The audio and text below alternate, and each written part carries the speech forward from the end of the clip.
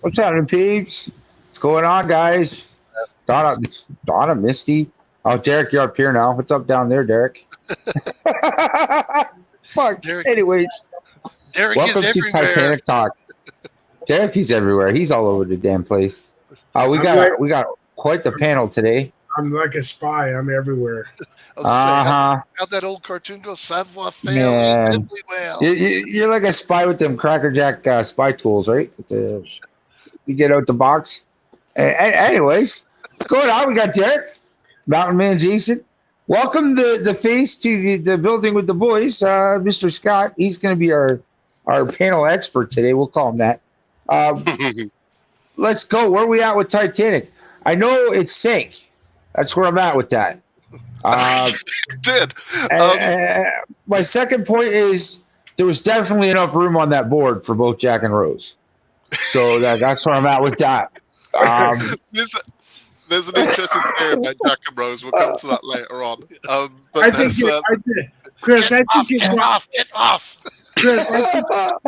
Chris, I think you're glossing over quite a few finer points from the start of the.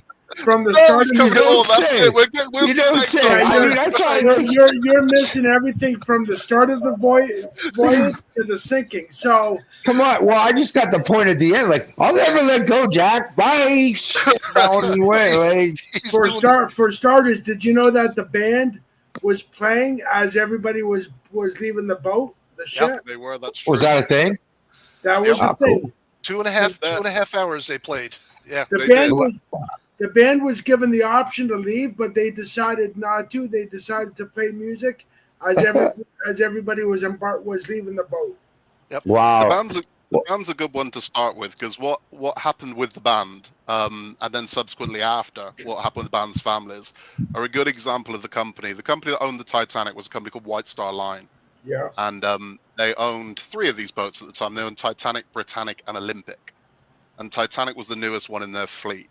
And there's a lot of stories about the Titanic that you can't prove one way or another, but there's enough there that says that it did, but there's no unequivocal proof. Right. But the one thing that is a constant is White Star Line did not act honorably in the slightest through this entire thing. They really were. They fucked a lot of shit up. Yeah, they were really a scummy company. So big time money doesn't ever change over history. They're all about themselves. It really doesn't. They chose money over saving lives. Yeah, they really did. They really did. I mean, a very early, easy example of this is the lifeboats on board the Titanic. There was nowhere near enough for the people that were on board, and it wasn't fully manned at that point. Yep. But the reason why there wasn't enough boats on board the Titanic was because they were concerned that the deck looked too clustered and that it would upset the first-class passengers. So the first-class passengers have freedom to waltz around the boat on their daily walks. Well, screw the lifeboats, we'll get rid of some of them. So it was that kind of, we got to keep the money people happy, and they want to walk their dogs, and they want to see the scenery, so we're going to have to lose half these lifeboats. Yeah. Which is shocking, but... And closer actually to 2/3 of them. Yeah, I believe the Titanic was originally set up to be able to carry like 64 lifeboats, and they only had 20 of them at the time. It was 16 of them were the regular boats, and then there were 4 folding boats, which I don't think I've ever seen in my life a folding lifeboat. Yeah, the folding lifeboat. Hey, how the God fuck is my does witness. that work? Obviously, it didn't. They had collapsible lifeboats, so they had 16 I could see that. Lifeboats. I could see folding lifeboat maybe nowadays, but 100 years ago? Well, again, these were wooden collapsible lifeboats. But I mean, to launch one, they were stored on top of the officers' quarters. Yeah. So to launch one, you had to be up about 3 stories and essentially throw the boat off the sides and down, and then launch it, which is hard enough to do as it is. So I mean, that would be nigh on impossible to do in calm conditions. By the time they got to the point where they were trying to launch these collapsibles, the boat was approaching a near vertical in the water. So there was no way these things were going to work. So the only 2 that actually successfully took off floated off the deck. And it's because that much of the boat was underwater at that point. They could just float them off the deck, because getting them over the sides just wasn't going to happen. Yeah. But they were garbage. The collapsibles were absolute garbage. And the way that, Chris, the way the boat, the reason the boat broke in half was because the ass end of that bitch could not hold, or the water pressure could not sustain the length of the boat going under. So that's why the ass end of that beautiful boat broke. Wow, that's why it snapped, eh? And people were holding on to the back of the boat for dear life, and they couldn't hold on anymore. They were actually falling to their death. And now, if the water pressure hitting that water didn't kill you, you're gonna be damn sure hypothermia did. Yeah, it was. I mean, it was disputed for years. When a lot of eyewitnesses said that the boat did a vertical, so it was literally like this as it went down. And maritime experts disputed it for years, and they said it's not possible. And it wasn't until they found the wreck, because they didn't find the wreck until 1985. And thanks to Robert Ballard. Yeah, that thing sat at the bottom of the ocean for decades before anyone found it. And then when they did, they found how far away the bow was from the stern. Yep. So when it snapped, the bow made this trajectory, whereas the stern just went straight down. Yeah. So when you see the wreck these days, what you actually see is the front part of the boat. Yeah. Because the back part of it is destroyed. It went straight down and just crumpled. There's nothing left. It's absolutely destroyed. Shit. Yeah. But the front part, I mean, even though it's heavily damaged, the journey that it made to the bottom of the ocean, it's actually remarkable how intact it is, because it came at this sort of speed, and it came on an angle where it laid to rest at the bottom of the at the bottom of the bed. Into the bottom kind of thing. Yeah, they estimate the front went down at about 35 miles an hour, whereas the back went down closer to 50 miles an hour. Yeah. So think about the difference of hitting a wall. Well, sorry. Think about the difference of glancing off of a wall at 35 miles an hour versus hitting a wall head on at 50 miles an hour. Yeah, it just broke it all. Another way of looking at it is like landing a plane. I mean, the front half is coming into land. Yeah. Whereas the equivalent would be just dropping out the air straight down. It's just, and that's what happened. I had the wheels out. I don't know why that fucking didn't work so well. And there was so many. Like, I'm not a ship expert, but I do love. But I have did my research on the Titanic and the White Star Line. They made so many mistakes with that. Well, let's go back to the beginning. Like I said, they chose money over saving lives. Let's go back to the beginning. One of the biggest myths of the Titanic from the beginning was that it was sold as the unsinkable ship. Titanic, the unsinkable ship. And it never was. That's what I thought. There's no proof anywhere that it was ever advertised as the unsinkable. That came after it sank. That was to buy tickets.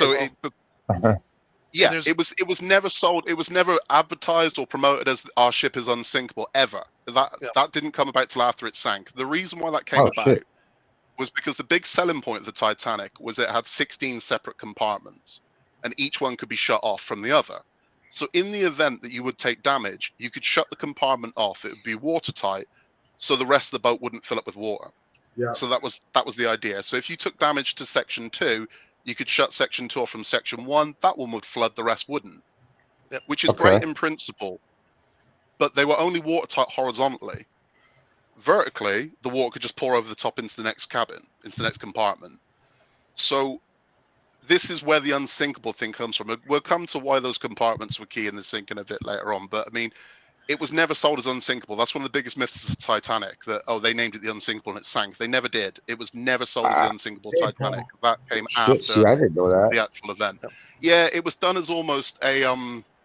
There was a lot of sniping in the press with regards to the he'd be the president of White Star Line, who was J. Bruce Ismay, who had a falling out with one of the guys who was a big media conglomerate.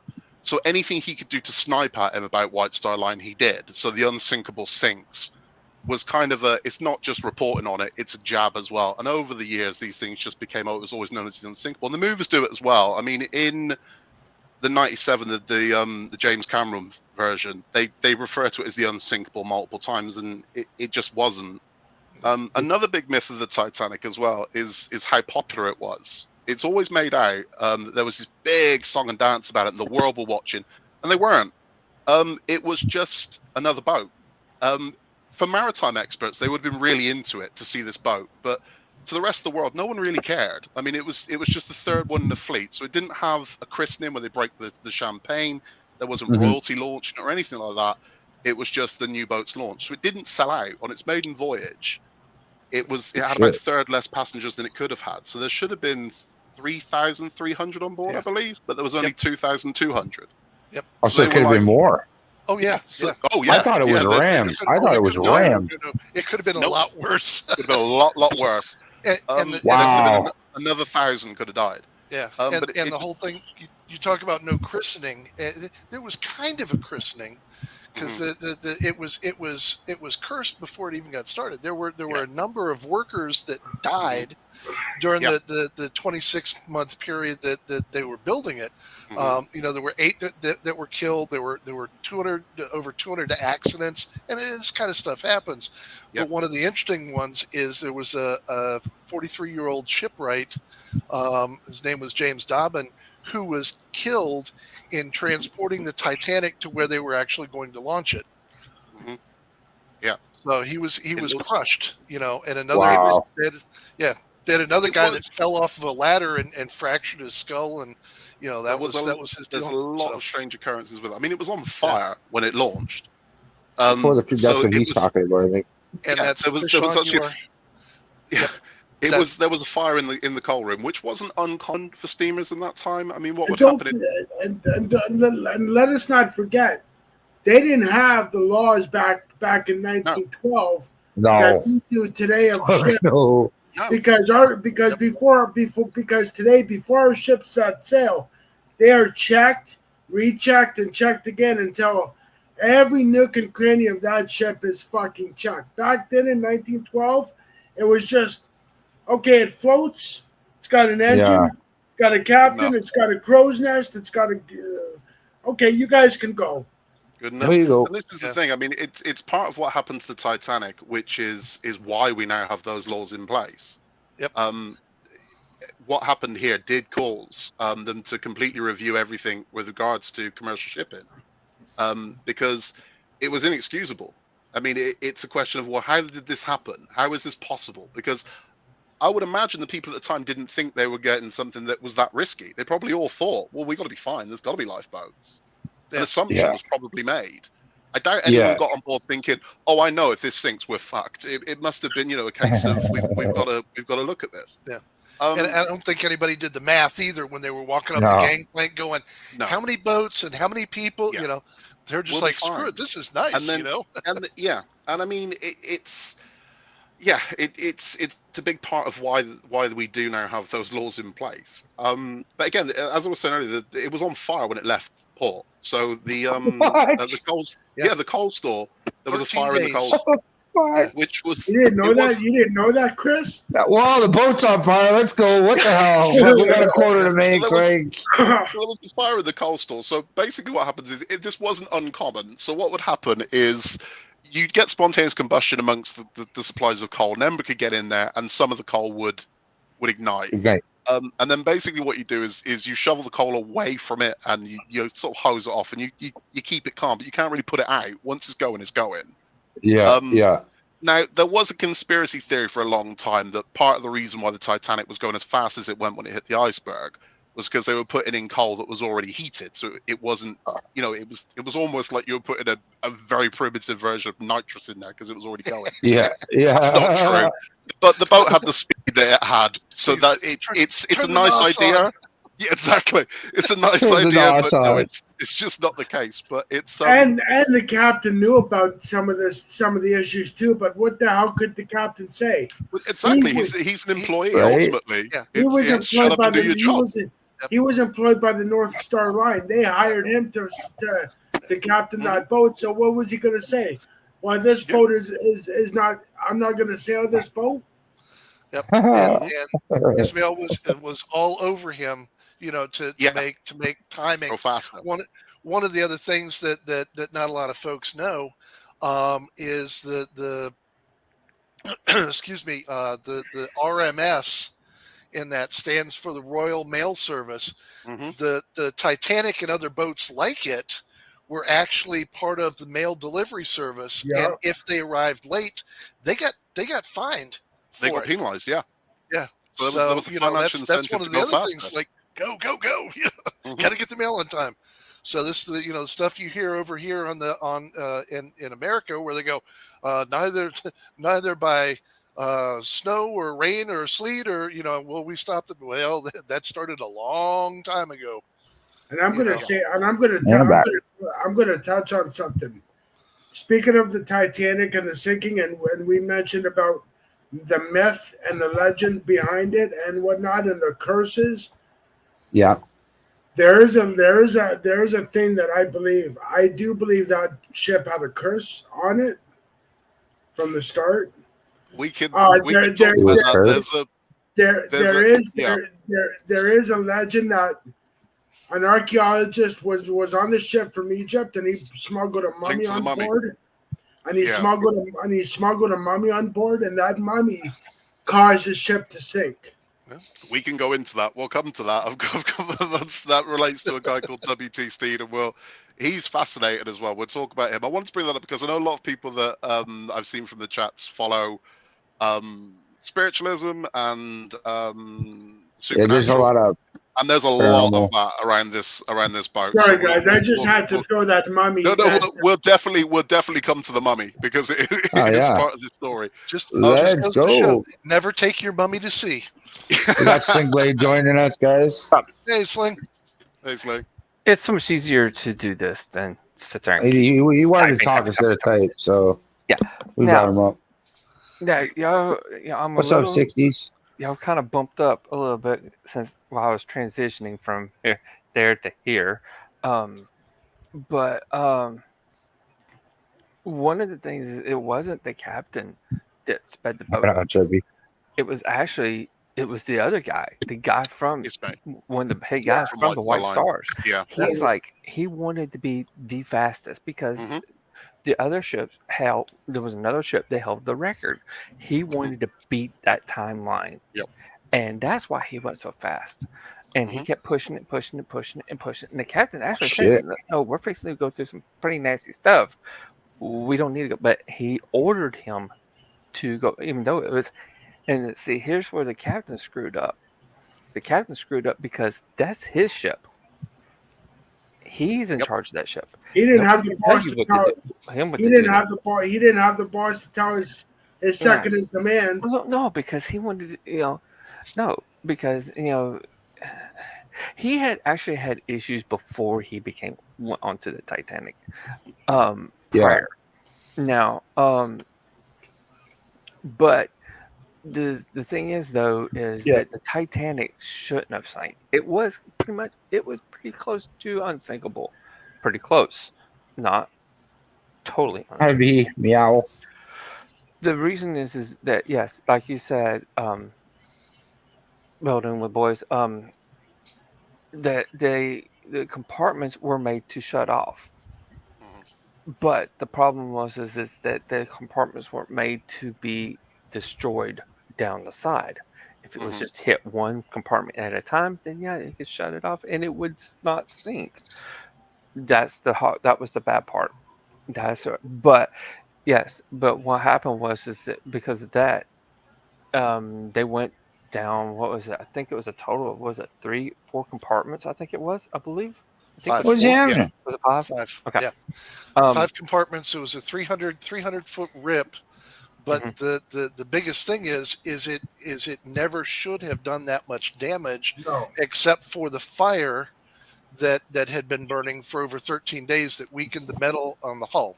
And Well, that's where it was a combination of all these things. Well, that was really kind of the death knell of the Titanic. Right. Well, the hard part was that because of once it started going down, the water did start flowing over, and it started flowing over each compartment, and they couldn't keep up with it. That's one reason why. No, it was coming in 17 times faster than they could pump it out, so they had no chance. It was the pump was useless for what they had. That it wasn't going to happen. Yeah, the pump was way too under. The tear in the side is an interesting one because they've examined the hull itself, and the metal held up pretty well. It's one of those things where this is always the case. From anybody that's ever worked in any kind of manufacturing industry knows what I'm saying is correct. You can have the best materials in the world. When it comes to the nuts and bolts that hold it together, the cheapest crap they can buy. Always, right? So you can have fantastic steel, but they're like, what's the cheapest bolts we can get? Well, so the rivets on the Titanic just sheared off. Right. So the sections holding the hull together just sheared off and started popping open, which is what caused these. It wasn't the iceberg tearing through it.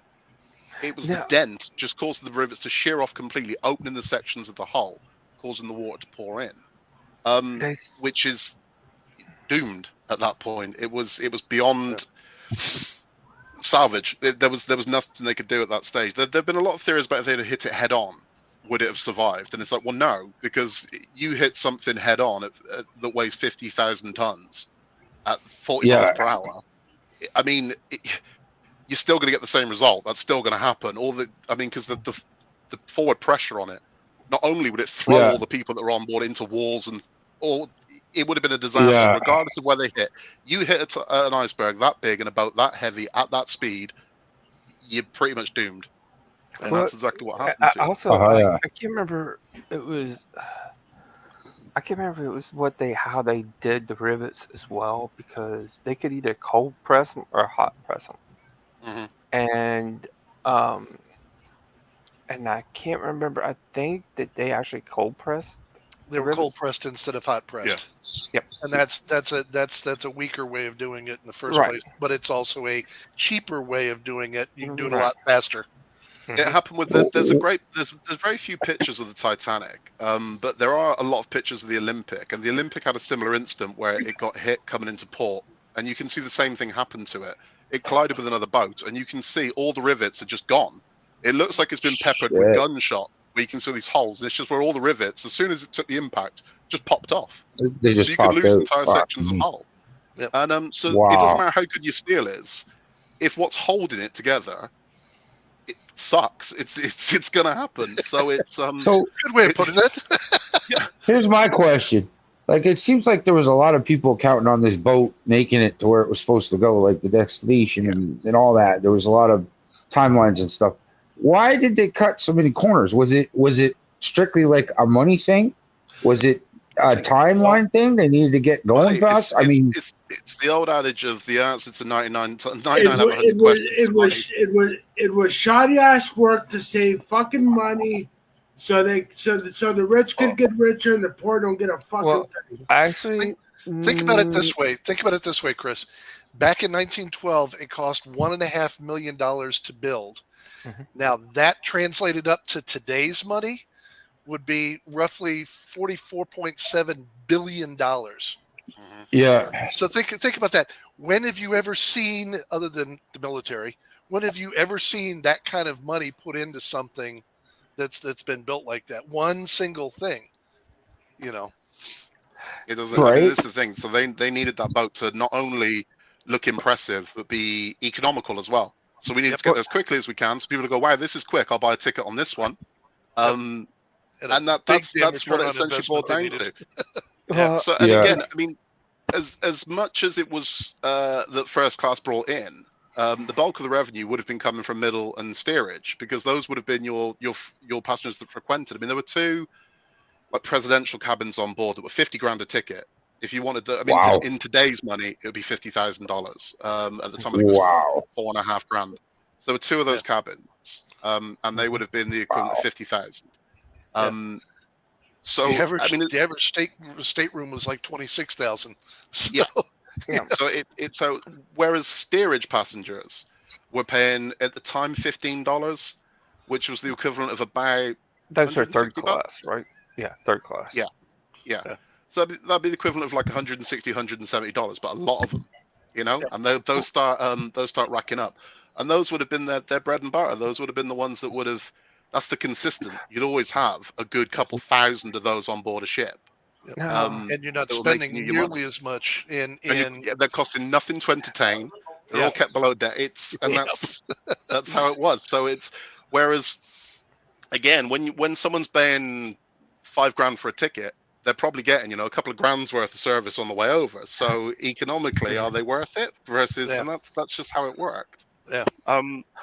So it wasn't any one thing that caused this. It was a lot. So it was just a lot of little things. Well, and there were a lot of little things that just made the perfect storm. The biggest thing that I think it really set everything, and it's just one word: speed. Speed. That's Well, shit, the boat was on fire. I'd be going quick too. No. I got to get to the other side, right? Fuck it, go. That's how I think. Well, if you think about it, at the very beginning, speed. They had there was a deadline to get it done. They wanted to beat the other ship. All right. Secondly, they wanted to be the fastest. Speed across the Atlantic. Then it was just all about speed, and that was it. And that's what killed it. They had to make it lighter, so they couldn't put all the lifeboats on there that they needed. That made it heavier. It would slowed it down. That's more extra weight that it had to carry. There's a lot to it as well. So everything that they did was made about speed. But here's the one reason why a lot of people died. Honestly, boat's on fire. I'm out of here. Is I don't know if y'all were able to seen all the stuff that I was typing, but I put in a lot of our guidelines today for ships was put in place after that because there was a huge investigation. Not only was I think it was one of our senators or congressmen, one of our congressmen, and one of the prime ministers over in England. They both went together to form a huge special investigation on White Star Line. Why did this happen? There were three inquirers into it. And one of the things about it, going back to what I was saying about suffrage movement and things like that, at the inquirers, no women were allowed to give testimony. So women were not allowed to give testimony at any of these inquirers. However, the bulk of survivors were female. Mm-hmm. So in a lot of their cases, their testimony was never heard. Mm-hmm. Now, a good one for this, and this is one of those characters of the Titanic you've probably all heard of, but doesn't exist, was the unsinkable Molly Brown. Yeah. Now, she is a real person, and she does exist, but there's the Hollywood version of her, and there's the real version of her. So the Hollywood version of the unsinkable Molly Brown is in every Titanic movie, and she's typically this Southern girl that's kind of razzing with the fellas and is a little bit loudmouth. But that couldn't have been further from the truth of who she was. Her name was Margaret Brown, not Molly Brown. No one ever called her Molly Brown. That came from a musical, and the reason why is because nothing rhymes with Maggie, which is what she was called. Draggy, saggy, baggy, not so good. Molly, however, you get jolly, holly, lolly. And it was literally that's why she became the unsinkable Molly Brown. But she got into it with a quartermaster called Robert Hitchens, who was a complete scumbag. I mean, I could talk for hours just about Robert Hitchens, who was on board the Titanic. He was actually at the wheel when it hit the iceberg. And he was manning the lifeboat that she was in. And she was demanding that he turn around and go back. And he refused. Now, she wasn't ever allowed to give testimony as to what happened, but she was quite vocal because she was quite prominent in society. She was able to have a voice and say, this is what happened. She had money. She had a lot of money. And this is the thing with Margaret Brown. Well, she hell of a woman. I mean, honestly, and doesn't really get the credit that she deserves because she started life broke. I mean, like dirt poor. and moved to it escapes me during the gold rush. And her plan was to marry a rich man. That was her plan, but didn't. Yeah.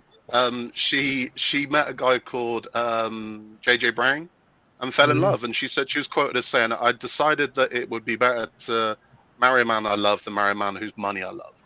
And she married him. So they were broke. He was a miner that had very little success. But then one day he hit a ridiculously huge vein of gold. And overnight they were millionaires. And they were worth a lot, millions. But she never forgot who she was or where she came from. So she still volunteered at soup kitchens, and she still did a lot for social classes, where it was like she was trying. She tried to install education.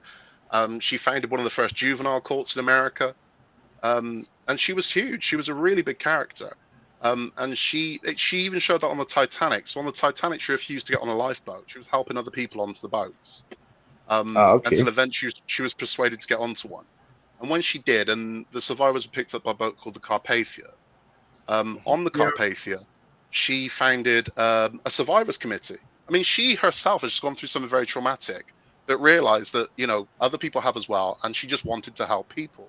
So she was handing out blankets. She offered almost like counseling for people that had gone through this. And she raised money, because the thing she realized was, and this is key to the Titanic as well, first-class passengers are always going to be first-class passengers. You can't lose wealth, but you can lose rich real quick. You can go from being rich to poor in a heartbeat. Wealth, you're always going to be wealth. You're a landowner, you're from a family, you're always going to be wealthy. Whereas rich, you can lose. Now, a lot of the people that survived the Titanic, their husband had just died on the boat. These were second-class passengers and steerage passengers. Their husband had just died, and potentially everything they owned in the world was now at the bottom of the ocean, because they might have been going to America for a new life. So a lot of middle-class passengers have now become third-class passengers in the blink of an eye, because they now have no financial support. They're doomed. And she managed to raise $20,000 on the trip from the Carpathia back to the Titanic for the survivors of that, because she knew some people had just lost everything. And she was well-traveled, so she could speak multiple languages. So she was able to help the Polish people that were on board, and the Germans and the French that didn't really understand what was happening. But she was never, and she said she was very vocal about the fact that she wasn't allowed to give testimony at the hearings and the inquiries. Is her now? I just thought of something as I'm listening to you, Building. Are those testimonies that they weren't allowed to give during the court proceedings? I'm sure they were interviewed by the White Star Line and the police and the maritime people. Now is that those they got to be on record somewhere? No, because they don't come out of them looking well, so there's no document of it. Maggie, they never kept no fucking documents of that shit. No. So Robert Hitchens, who was man in the lifeboat that she was in, she never said this about him. Maggie Brown got into an argument with him where she threatened to knock him out. She said, I will knock you out and throw your ass overboard unless we turn around and go back. Until eventually the other women on board said, look, we can't. Now, I get where Robert Hitchens was coming from, because what he said to her is, if we go back there, they're going to swamp the boat and we're going to go in with them. Now, I understand the logic behind that. I do. But Oh, he done froze up. Uh-oh. We lost him. Hello. You might have hit a dry patch. Yeah, I'll take a second, guys. I pinned Building with the Boys' link to the top of the chat. Check him out. He's a newbie on our panel. Why can't Jason freeze? You guys have seen him in the chat, but he's a good buddy of mine. So go check out his channel if you got a sec. Spread some love. And he's frozen up. He's going to sort that out. I have one question. Why can't Jason or Sling freeze like that? Fuck me. There it is. Freeze that, Derek. Nothing but love, baby. Nothing but love. Sit on it and rotate, too. It's interesting. Before we get started, Chris had asked, and said, they're building a new Titanic, and I'm like, well, they actually have one at this point that's comparable, which is, believe it or not, the Royal Caribbean's Wonder of the Seas, which is about the same size, actually a little bit bigger. The overall length of the Titanic was just under 900 feet. This thing is over 1,100, almost 1,200 feet. It's got 16 decks, whereas the Titanic is, Scott said earlier, could hold 3,300 people. This will hold almost 5,800 people. Oh wow! Yeah, and some of the interesting things with it is they've actually got more things to do and more places to go than the Titanic. Oh, is he back? Welcome back, Scott. Sorry about that. It happens, man. The internet just went out. The one thing that happens to me at least twice every string. Let me finish this one, and I'll bail back on you. You got it. No, you got it.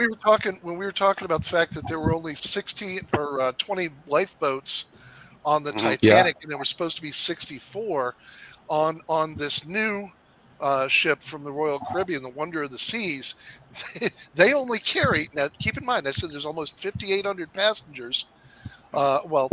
People total. It's passengers and crew. For that, they only have 18 lifeboats on the Wonder of the Seas. Now, before you going, holy shit, it's the all over again. Yeah, hold on. Again, keep in mind, things have changed since 1912. Each of the lifeboats will accommodate roughly 370 people, so you can actually get over 6,500 people onto those 1,800 on those 18 lifeboats. So whereas the Titanic at 20 lifeboats was way under. These guys at 18, can accommodate now. If everybody gets to them, that's a whole different story. Yeah, but, the Royal Caribbean Wonder of the Seas is the boat today that's comparable to what the Titanic was, as far as size and passenger and whatnot. So before I got cut off, so she's shouting at Robert Hitchens, said, "I want Terminator to go back." Now that's all she said. She said that he acted like a coward. That was her only real criticism of him. Oh yeah, he had that attitude, and I did some reading on him and there her. Were other women on board the boat that said that he basically gave out drunk. Oh shit! Oh, he done froze up again. Port and rum. There he goes. Now, am I still? You still got me? So he he denies it. Actually, he says no, that's not true. They're all lying. Have you got me now? No, try it again, because you cut out we got every. You keep cutting in and out. Okay. So I think you were talking about the guy who survived. So who was drinking? Yeah. So he So that he was basically said that he wasn't. He said no. I acted like a professional, and there was a lot of women that said that isn't true at all. They said that he was cursing in front of them, which was a big no in front of women back then, and that he basically was just getting drunk. That's what he did. Now, Maggie Brown never said that, but these other women did. Now, they weren't allowed to give testimony. So as far as Robert Hitchens' version of events goes, he had to hit pro, did everything he was supposed to do, saved all these people, and he's a hero, and he was treated as such. But he really wasn't. There's a fascinating story of Robert Hitchens as well. After the Titanic, he went on to serve in World War One. And he was on merchant Navy vessels, but he ended up trying to kill someone, which gives you an idea of who Robert Hitchens was. He was a heavy drinker, like a heavy drinker, and he bought a boat from a friend for, it was £150, but he only had £50. He only had £100. He was told, "I'll give you the 50 once I've made the money." And he didn't. He had a disastrous season, and part of that was because he was drunk. So he wasn't going out fishing when he was supposed to be fishing, and I have no idea. He never made the payments. So he lost a lot. He lost his wife, his kids, and then decided that he was going to kill the guy that he bought the boat from. This was somehow his fault. And are you serious? So he bought a gun and went with the intention of killing this guy, because he blamed him. And it's like, dude, this is all you. And when you hear this story and then you hear what Robert Hitchens had to say about the Titanic, it gives you a measure of the man. And you're like, right, okay, so I kind of see what you're about here. And it kind of makes sense. But he shot the guy in the head. Amazingly, the guy lived. He shot and grazed him in the head, and then tried to shoot himself, but missed. How you try to shoot yourself in the head and miss is anyone's guess. But he put the gun to his head, pulled the trigger, and missed. But that was Robert Hitchens. Sounds like he'd been drinking. Yeah. Oh wow. And this is exactly it. So he claims I was nothing but professional. I was like, his conduct after the Titanic and slightly before it doesn't suggest that he was, which is quite telling. But again, Maggie Brown said her biggest regret in life was the fact that she was never allowed to testify, and they just weren't interested in what women had to say. And it wasn't just women; it was typically the steerage passengers weren't really given a chance to testify. It was the upper classes and the crew on board were the ones that were able to say what happened. And that was about it. Anybody that wasn't either American or British didn't really get a chance to say their piece. And that's the way it was. And again, this was very much a White Star Line device. So it was to be seen of, no, we did everything we were supposed to do. We're not at fault here. It's like, well, you really are. And that, so the inquiries were a farce, basically. They just weren't. They weren't relevant, and all kinds of things come from it where it sounds like they're going to get some resolution, and then they just swerve off to something else to show how wonderful they'd been, when in actual fact they hadn't. They acted badly. And the band that we started off with are a good example. This is a great example of why White Star Line are just scumbags. When the band did what they did, the band played until the end, and only 2 of them recovered from the water. They all died, so the 8 members of the band. They only recovered 2 bodies. At the funeral of, I want to say it was Hartley, at the funeral of William Brayley. This is very sad. William Brayley had a fiance who was pregnant at the time of his death on Titanic. And because they weren't married, she got nothing. So it was a case of, well, you're not his wife. It's the kid's not his son. You're not his wife. It doesn't count. So they got nothing. To make matters worse, at Brayley's funeral, a representative from White Star Line delivered a bill to his father for the uniform that had been lost at sea. So White Star Line had the audacity to turn up at this man's the funeral. Yeah. Wow. This what a man's jerk. to say, you owe us £16 for the outfit that was lost at sea. It's like, geez. Yeah, I don't know how soon they did go bankrupt. I don't know if it was immediately as a result. No, of that, it wasn't immediate. It wasn't Titanic that bankrupted White Star Line. They did go bankrupt eventually, but it was more the World War I played a big part in this. A lot of their boats were seized and then armored. So I want to say it was the Olympic. It might have been the Britannic. One of them was turned into a gunner. That was the Olympic. Yeah, the Olympic. The Britannic was sunk almost right off the get-go. Yeah. Well, one was armored. One was armored and had guns. One was turned into a hospital type ship. Yeah, that's right. Yeah. The Olympic was recorded as what was it? Wait a minute. What's up, Yankee? No, one rescued. That's it. The Olympic was the one that rescued the soldiers from the Audacious in October of 2014 and served as a troop-carrying ship carrying specifically Canadian soldiers to the European front. Nice. Now, Go Canada. Now, what was it? Go Canada, baby. Let's go. It was the Britannic. I think it was sunk by a German sub. Yes. Mm-hmm. Yeah. Yes. Yep. And I think that was the Britannic was the hospital ship.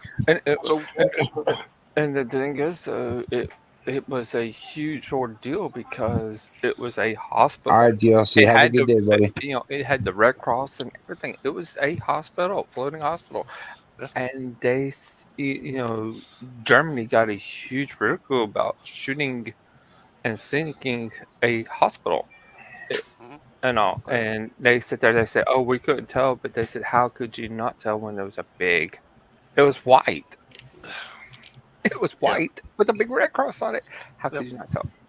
Well, if you guys are talking about ships that doubled as ships and hospitals, let's talk to Queen Mary.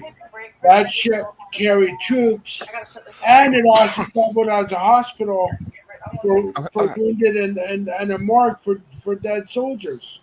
Actually, the Queen Mary was also, they carried, technically, it carried German prisoners from Germany to the U.S. That Oh too. shit. Mhm. That's all right. Now let's get back to the topic at hand, the Titanic. Well, Does funny anybody enough, have any? to World War One and some of the things Germany got up to. On the other side of the boat, so whilst Robert Hitchens, who was kind of the scummy guy, was looking out for himself, on the other side of the boat was a guy called Lightoller, who is a very impressive individual. So he was the second officer on board, and he was manning another lifeboat. Well, he was getting people into the lifeboats. He himself stayed right until the end, and he was going to get away on one of the collapsibles. When he realized that wasn't going to happen, he dived off the top of the officers' quarters, which again would have been jumping from about 15 stories up into the water. And he described it. His description's amazing. He described hitting the water as 1,000 knives entering your body at the same time. Wow. His story gets nuts because he then gets dragged down with suction and finds himself pinned to a vent where he's going to drown. I mean, he's now pinned under the water, but then bizarrely, a kick of steam from the sinking boat fired through this vent and shot him out of the water like a cannon. So he comes flying out of the water, 10, 15 feet in the air, out of the water, lands. At that point, one of the funnels on the Titanic collapses and hits the water, which creates a wave which pushes him even further from the boat. So rather than being killed by it, the wave of the splash pushes him further away. To which point he comes across one of the collapsibles, which is floating upturned in the water. And he manages to get on board, climbs up on board it, and he takes command of this upturned boat that's got about 20 or 30 guys on it. And he teaches them how to shift their weights. So he's watching the water, and he can see the break, and he'll say to them, shift left. So they all lean left, so the boat doesn't capsize. And they did this for the best part of an hour, waiting for the rescue boat that came, which was the Carpathia. So he was an impressive guy. After this, he went on to serve in World War One. And then he retired, and he tried to live a simple life. He became a chicken farmer for a little bit, and he owned a little boat called the Sundowner. Shit. Yeah. He got in trouble, though, and this is why I brought up the thing with Germany. He got in trouble for killing men that were surrendering in the English Channel when it was guys from a U-boat, which was a German submarine. So these men had their arms up in the water, and he just gave the command to open fire on them, which is against it's a war crime. Now, it's not okay by any means, but his justification for it was he was from the old school, and he saw there was honor in conflict on the water, where it's like, this is our boat, this is your boat, we're going to fire at each other. And there's this weird kind of warriors code and honor in that. Whereas he saw U-boats as kind of sleazy. We don't see you coming. You know, you're just taking us out whilst it was like the silent assassin, and he saw it as dirty warfare. So he said, under no circumstances will I going to let these men retreat when they'd slaughtered so many of my friends. And I understand. So I understand why Germany did what they did. I'm not saying it's okay, but I can understand why people acted the way they did during these wars, where they probably did have the red mist descend and do what they did. It doesn't make it okay by any means. But I can understand why, when he's seen X amount of his friends killed by these U-boats, that these guys have gone now, oh, no, I don't want to fight anymore. He's like, And that's why he did what he did. So he did get in trouble for that. But he retired after World War One. He bought his little fishing boat. Shit happens. No, it does. It's grim, but I mean, he gave his reasoning for it. And his reasoning was, these men had killed my friends, and now they're going, can you just take us somewhere safe? He was like, And it was the way it was. He showed no mercy. In the words of Captain Dale Dye from the movie Platoon, war's hell. Fuck this. No. So, shortly before World War II, Lightoller was hired to work covertly for the British government to go and check out the Germans' naval capacity. So he would go under cover of night in his little fishing vessel over to Germany and take pictures. But he got He pretended he was out fishing, had been drinking heavily, floated off course, and they believed him and let him go, and he managed to head back to England.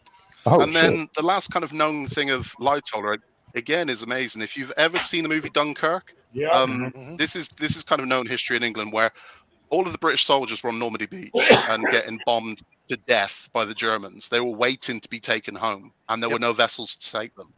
So a call went out to anyone in the UK. If you've got a boat, you need to cross the English Channel, and you need to bring these boys home. So Lightoller was one of the first to go, let's go. Got in his little boat, and off they went. And they were getting bombed from the air by the Luftwaffe flying over and bombing the shit out of these little fishing vessels. And his son that had died in the RAF a few years earlier had taught him a kind of trick. And it was, you need to stand out on the deck of the boat and watch. And literally, when that thing gets you in its sights, at the last minute, you spin. And that's what they did. So as the bomb would come in, he'd try either hard port or hard start, and they'd spin and just avoid these. But it's nuts. And it's where the kind of, if you've ever heard the British refer to bulldog spirit, it's kind of where it comes from, that all these men risked their lives to go and get these boys home because they were just getting bombed to shit. They were on this beach completely out in the open, and the Germans were just picking them off for days because there was no one to get them home. So that's what Lightoller did. Are we still talking about the Titanic? We are. This is the officer from the Titanic. So he So yeah, that's Lightoller. He was the second. So he's the yin to the yang. So if you've got Robert Hitchens, who's kind of the scumbag on one side of the boat, you got Lightoller on the other side. He was like Indiana Jones, right? It's a very weird contrast. And he was older. He was older at that point too, wasn't he? He was, yeah. He was. He would have been in his 40s, I think, at that point. Whereas a lot of the other second officers would have been in their 20s, early 30s. So he was definitely an elder statesman. Yeah, which at that point, 40 was like 60. So, Yeah. And he was a big champion as well for White Star Line. I mean, as scummy as they were, he was very complimentary of his employer. He knew which side his bread was buttered on. So he kind of he never spoke ill of them. You can tell, you can read between the lines and see what he's saying. And he made a lot of suggestions for why there needs to be more lifeboats and but he never badmouthed White Star Line because he knew where his paychecks were coming from. But it's a fascinating thing. So the Titanic itself, when it hit the iceberg, again, wasn't unexpected because they were going too fast. But they'd had, I think it was 6 iceberg warnings at that point from boats in the vicinity and chose to ignore, which is insane. They were told, well, just keep out on deck and look. So they were told, be aware and take a look around, and they were checking fresh water supplies to see if they froze below the sea line. But they did ignore a lot of these warnings, and you think if you've had that many warnings, either drop anchor until morning, or drop speed, or wait for light, or something. But no, we've got a quota to make, and we're going to make it, and they just kept going. And that's so when those it's funny those warnings is kind of like you see since we use subs in the other sub movies, when you get one of the special notices, that's coming from one of the like the Pentagon or whatever, they're like, hey, we attention was apparently these iceberg warnings were supposed to have a code on it that meant that it had to go straight to the captain, which was I think Messenger Service Group or something like that. MSG. MSG doesn't stand for what you get in Chinese food. But they weren't there, so they kind of went, it's just a thing, it ain't a big deal. That'll be all right. Also the thing is, though, you got to remember though, that was just started when they got that Morse code to start going on to ships. That was the early stages of it as well. So they didn't, there really wasn't, before that, all they ever used it for was like just regular telegraphs to, communicating from train station to train station. That was it. They never had, broadcast to use it for, stuff like that. And, hence, SOS was never really, it was right at that point, what's kicked SOS after that to where they had a shorter point of saying, "Hey, emergency," and saying "Mayday," shit hit the fan, whatever. It was brought. That was after that. But now, the biggest thing is that I agree. They should have slowed down because one, they knew what it would take to go in, how fast they were, how long it was going to take to stop it. It would take a long, long distance to stop. But secondly, to also, they're sitting there trying to maneuver it. You can't maneuver that thing on a freaking dime. I was going to say that the stopping wouldn't have been the thing. It would have been turning to try and avoid it. Right. Yeah. It's the maneuverability. So much of the iceberg that was underwater. Yeah. You only saw a little, and if you look at it, it's been shown a number of times. All you see of the iceberg is a tiny part, with the top. The tip. What's underwater that's supporting that to be up above water is massive, compared to it. And so they didn't think it was that.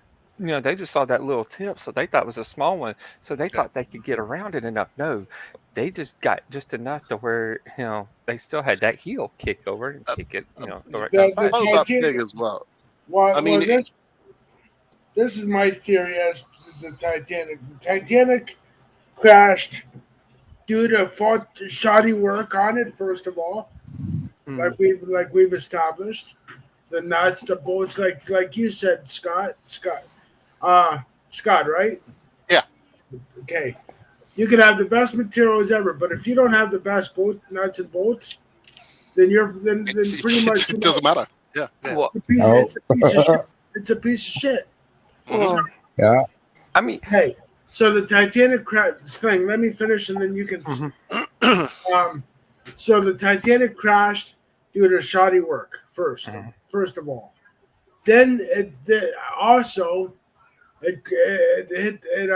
because of overzealousness, more speed, more power. Let's do this, huh? Let's go. And then here's the kicker, everybody. You ready for this? There was an archaeologist on board who took a mummy from Egypt and smuggled that mummy on board. We're back to the mummy. So there was a curse attached to that as well. We'll come to where mummy comes from. We'll come to that because we're about to hit the iceberg. So what people are doing on board, this is where the mummy comes into it. What people doing on board at this time is there were the first class lounge. Most people were playing cards. They were playing bridge. There was some music, not a lot. Some people were drinking. The weird thing is a lot of the third class passengers, the middle class passengers, were watching a film. And this is where this gets kind of trippy. Okay. This is where some of the weird stuff of the Titanic comes in. So this is back when there were silent movies, and silent movies were typically 10 or 15 minutes long. They weren't long. And you'd have a piano player playing along with it. But they were watching a movie on the Titanic, and this is true. This sounds weird, but this is true. And the film they were watching was the Poseidon Adventure. Yeah. Not the one with Shelley Winters and Gene Hackman. No. That's a good 70 years at this point. They were watching a silent movie version of the Poseidon Adventure about a boat that hits an iceberg and sinks. As it hit weird. An iceberg and sank. It's trippy but weird but true. Now at that time, movies were seen as a new medium, so it was kind of the first class passengers saw it as low entertainment. They saw it as kind of like something for people that can't read. It wasn't seen as something that they did.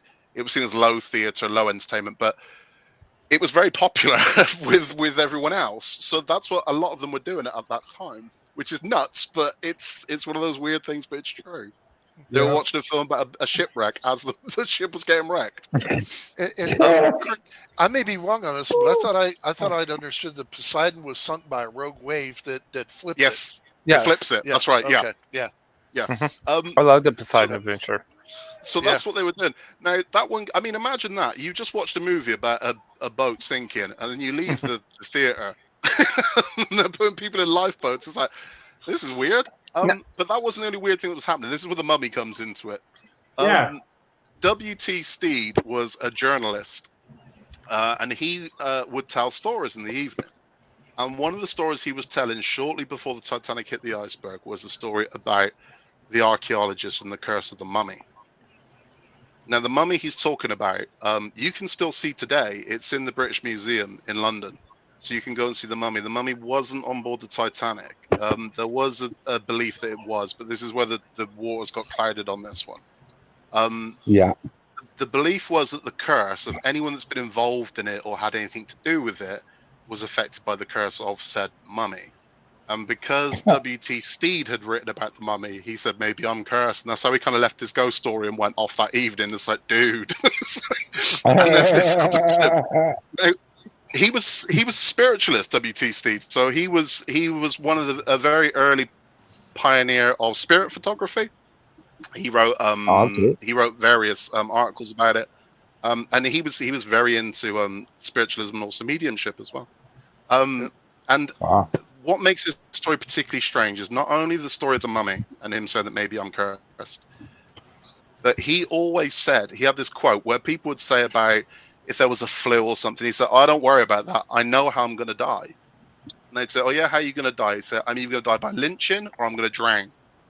And it's what he'd always say, "I'm either going to be lynched or I'm going to drown." And it was his answer to every single question he said. And sure enough, W.T. Steed died on board the Titanic. He drowned. Yeah. Trippy. What makes it weirder? You would think some of these people like W.T. Steed would have learned from his predecessors like Howard Carden. Because Howard Carden did the same fucking thing. Yep. Mm-hmm.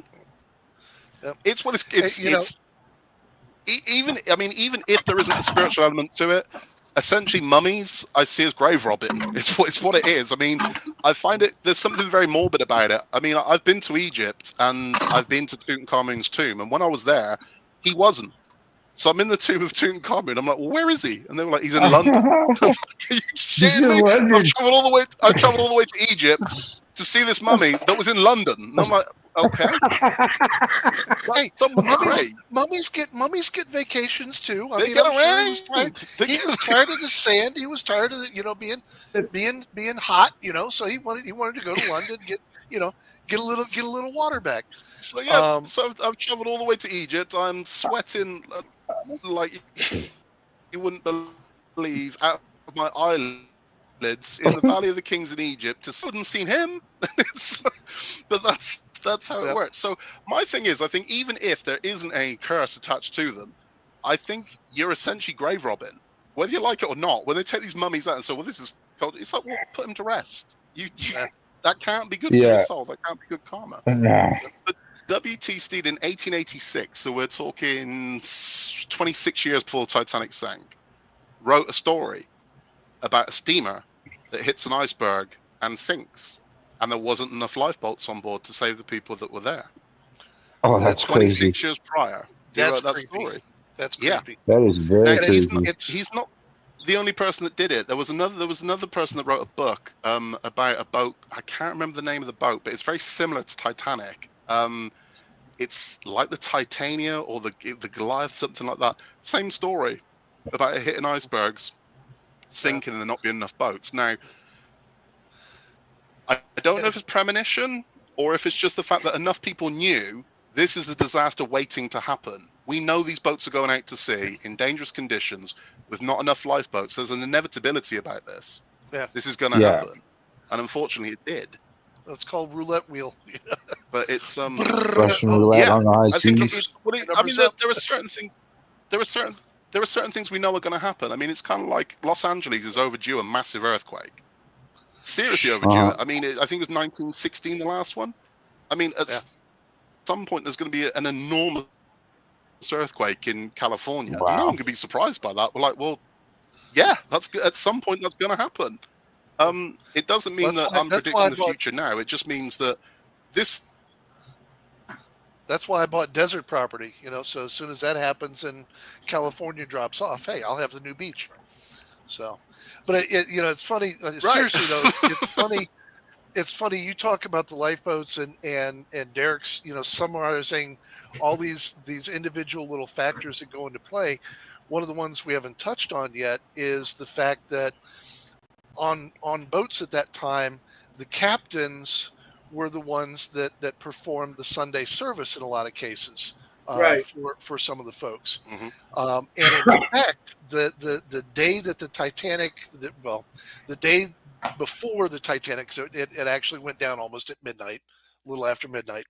But the day before, that Sunday, they were supposed to have a lifeboat drill and didn't have it because since it was the captain's last trip, he wanted to be the one to perform the Sunday service and called off the lifeboat drill.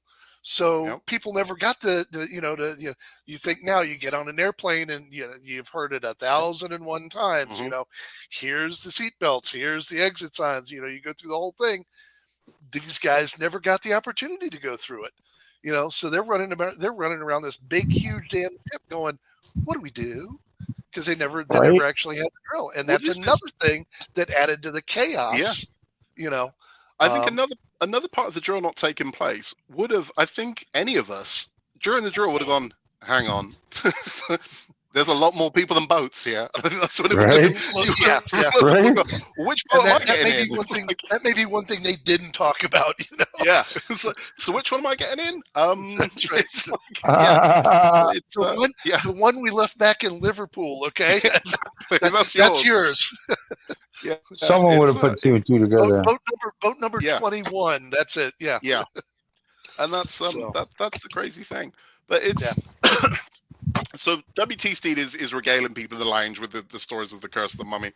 And when the boat hits, no one really panics. They just think, I mean, people were playing soccer on the deck with the chunks of ice that have fallen off the iceberg. It was like snow. So no one really realized the damage that had been done at this point. So it was reported to the captain what had happened. He went and saw the engine room to get the report. And it was at that point that he knew. So the only person on board at that point that knew a lot of people are about to die was Captain Smith. He's now been told, this is going to happen. And he knew. And the burden of knowledge has got to be a horrible thing. I mean, you're the one that's just been told. It was him and Mr. Andrews. It was him and Mr. Andrews that went down. Yeah, okay. I was going to say, I thought the two of them went down to review. So and Andrews, who was Andrews, who's the architect, is basically saying we're doomed. We're doomed. There's no two ways out of this. We're doomed. And this is a strange thing. Smith gets a lot of credit for being kind of a hero of the Titanic, but the majority of the story is no one saw him.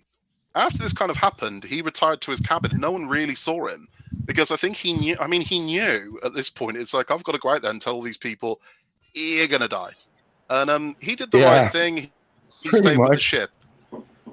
So he went down with the ship. There are very bizarre stories of Smith came out. I mean, there was a story. It was he saluted as it went down, and it's just not true. The last time he was seen at the wheel as the boat went under the water. That was the last sighting of it. But he just disappeared. I mean, what could he have done? I mean, at that point, there's nothing else as the captain he can do. He can give instructions, which he did. So he gave the instruction to women and children first, which we'll come back to the women and children first. He gave that instruction, man the lifeboats, women and children first. Now, there were two interpretations of that.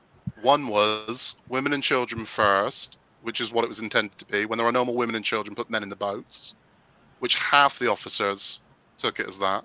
The other half on the starboard side of the boat took it as women and children only, which is why some of these boats were leaving with half capacity. Yep. Because it was almost as the instruction was you don't let men in the boats.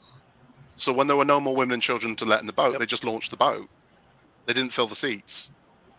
So that is why a lot of these, on the one side, if you're a man, if you're on the port side, you had a much better chance of survival than if you're on the starboard side. If you're on the starboard side, it was women and children only. You weren't getting in the boat.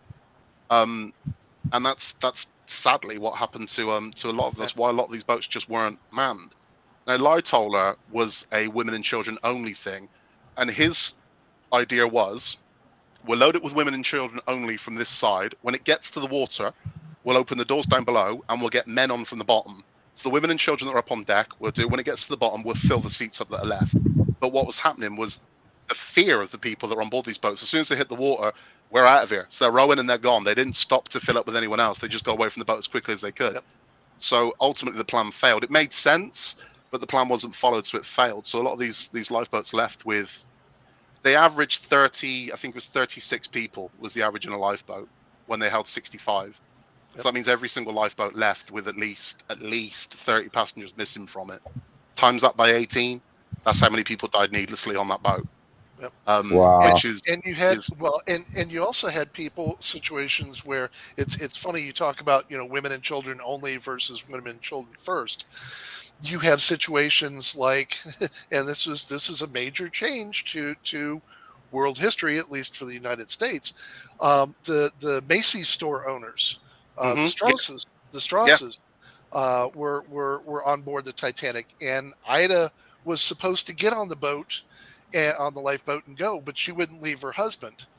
So it's a horrible, tragic story, the Strausses, but a very sweet story where she says to him, "Where you go, I go," and stayed by his side. And it's a gorgeous thing, because Strauss himself said that he refused help because his thing was that at his age, he wasn't going to take a seat of a woman or child. So as far as he was concerned, as long as there was a single woman or child on the boat, no way was he getting on the lifeboat. And it's tragic but sweet. And I think in the James Cameron Titanic, the old couple that lie in bed together, I think is supposed to be them. The Strausses. Yep. I don't think they're named, but I think that's who they're meant to be. Yep. Just so you all know, if we ever go on a ship like that, all of us together, there's no way in hell I'm lying in bed with any of you if we're going down. All right, I'm just putting it out.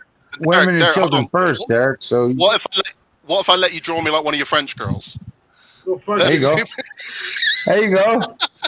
Derek's got a mangina though, so he'd be on with the women, no problem.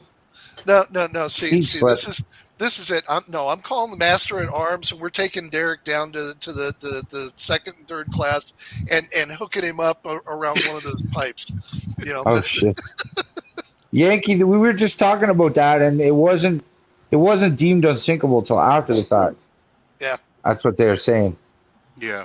Yep. There was unsinkable is one of the biggest kind of myths of it. It wasn't until after it sank that the headline was "The unsinkable ship sinks," and that's when it became known as the unsinkable. Here's one for the ladies. All the ladies will appreciate this. Listen close, Derek. This is what. Why you gotta do that? Why you gotta do that? That was that was below the belt. Here's an interesting one. Milton Hershey, and yes, we're talking Hershey's chocolate. Milton was supposed to be on that boat and didn't, because he had some business dealings that took him and kept him. Now think about this, ladies. If Hershey had gone down, you'd have had no chocolate. No chocolate. Yeah. Think about all those Hershey bars we'd be missing. We wouldn't get them. No more so Hershey yeah, it's interesting. You know, the ones that did that. There was also several honeymoon couples, and they were allowed to get on the boats together, even though it was women and children first. They actually kind of pushed them onto the boats. So that was kind of an interesting one. Again, there were. I mean, this is the thing as well. One of the myths of Titanic is that it was all the third class passengers that died in first class. It's just not true. About a third of the first class male passengers survived, which again, it was the Great Leveler. And I mean, the one thing I can say to that money doesn't necessarily mean evil. A lot of the first class passengers are very wealthy passengers. I mean, Astor, for example, didn't take a seat on the boat. He let women and children go ahead of him. He did the right thing. Astor was amazing, and wasn't he he was also the most wealthy man on board? He was. I mean, he would. I think in today's money, he would have been worth billions. I mean, 3 or 4 billion. I think he would have been worth today. Wow.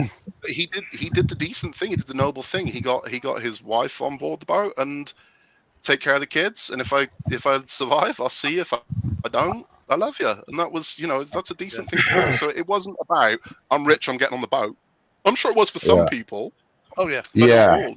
And there was some or cowardly like Ismail. Well, there was some huge. Ismail's the worst for me because Ismail was the head of White Star Line, yet got off the boat. Now, if anybody should have gone down with the boat, it was him because that just doesn't look good, does it? You know, And it'd be like Richard Branson jumping out of a plane that's about to crash wearing a parachute on one of his planes and be like, "But I'm fine, everyone. They're all dead, but I'm good. It's They're just all dead. about I'm luck, good, though. isn't it? We're good. I'm good." Now, here's the thing, though. You know, you talk about going with the lifeboats and stuff. You know, a lot of people died just because of stupidity. All right. Oh, I believe Now, that. here's the thing, though. What they could have done, back then they didn't have the mustard drills and all like that we do now. The practice did get to those stations. Secondly, they waited for like ever to even announce abandoned ship. Yeah.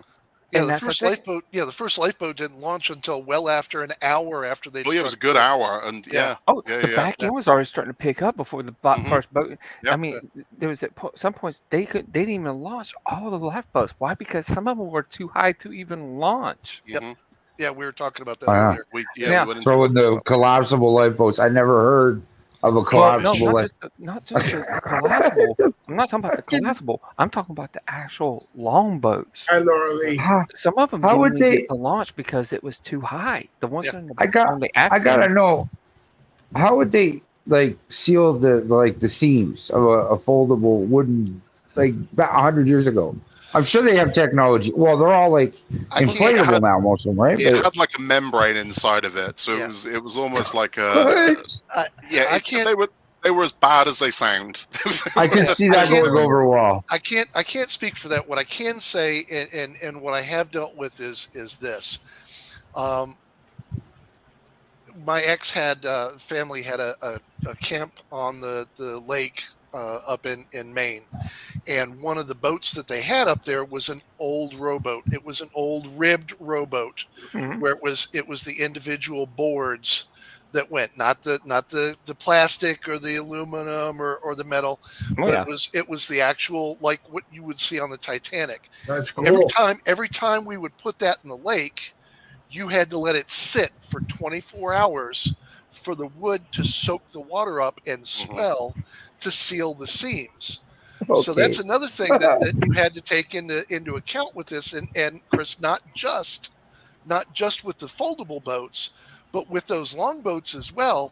Those boats were made out of the same kind of material.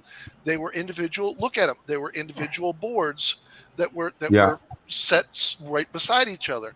So when they got into these boats initially, the boats also started to leak. So they're sitting there having to bail the boats out, and that's one of the reasons why Scott's talking about the fact that they did not want to go back, because they were already bailing to save the boats. You almost had a better chance of swimming.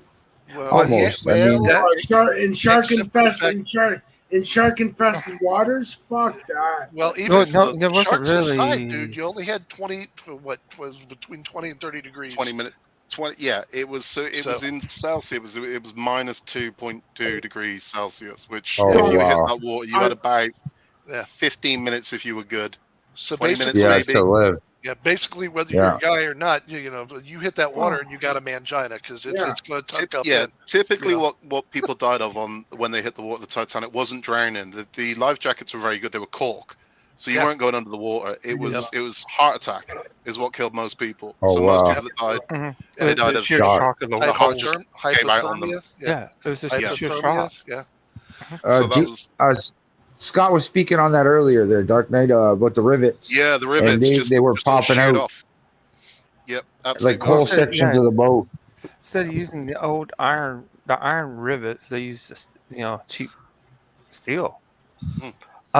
Now, but one thing, they would, like I said, a lot of people wouldn't have died if they did it right. One, they'd gone ahead, got the lifeboats filled.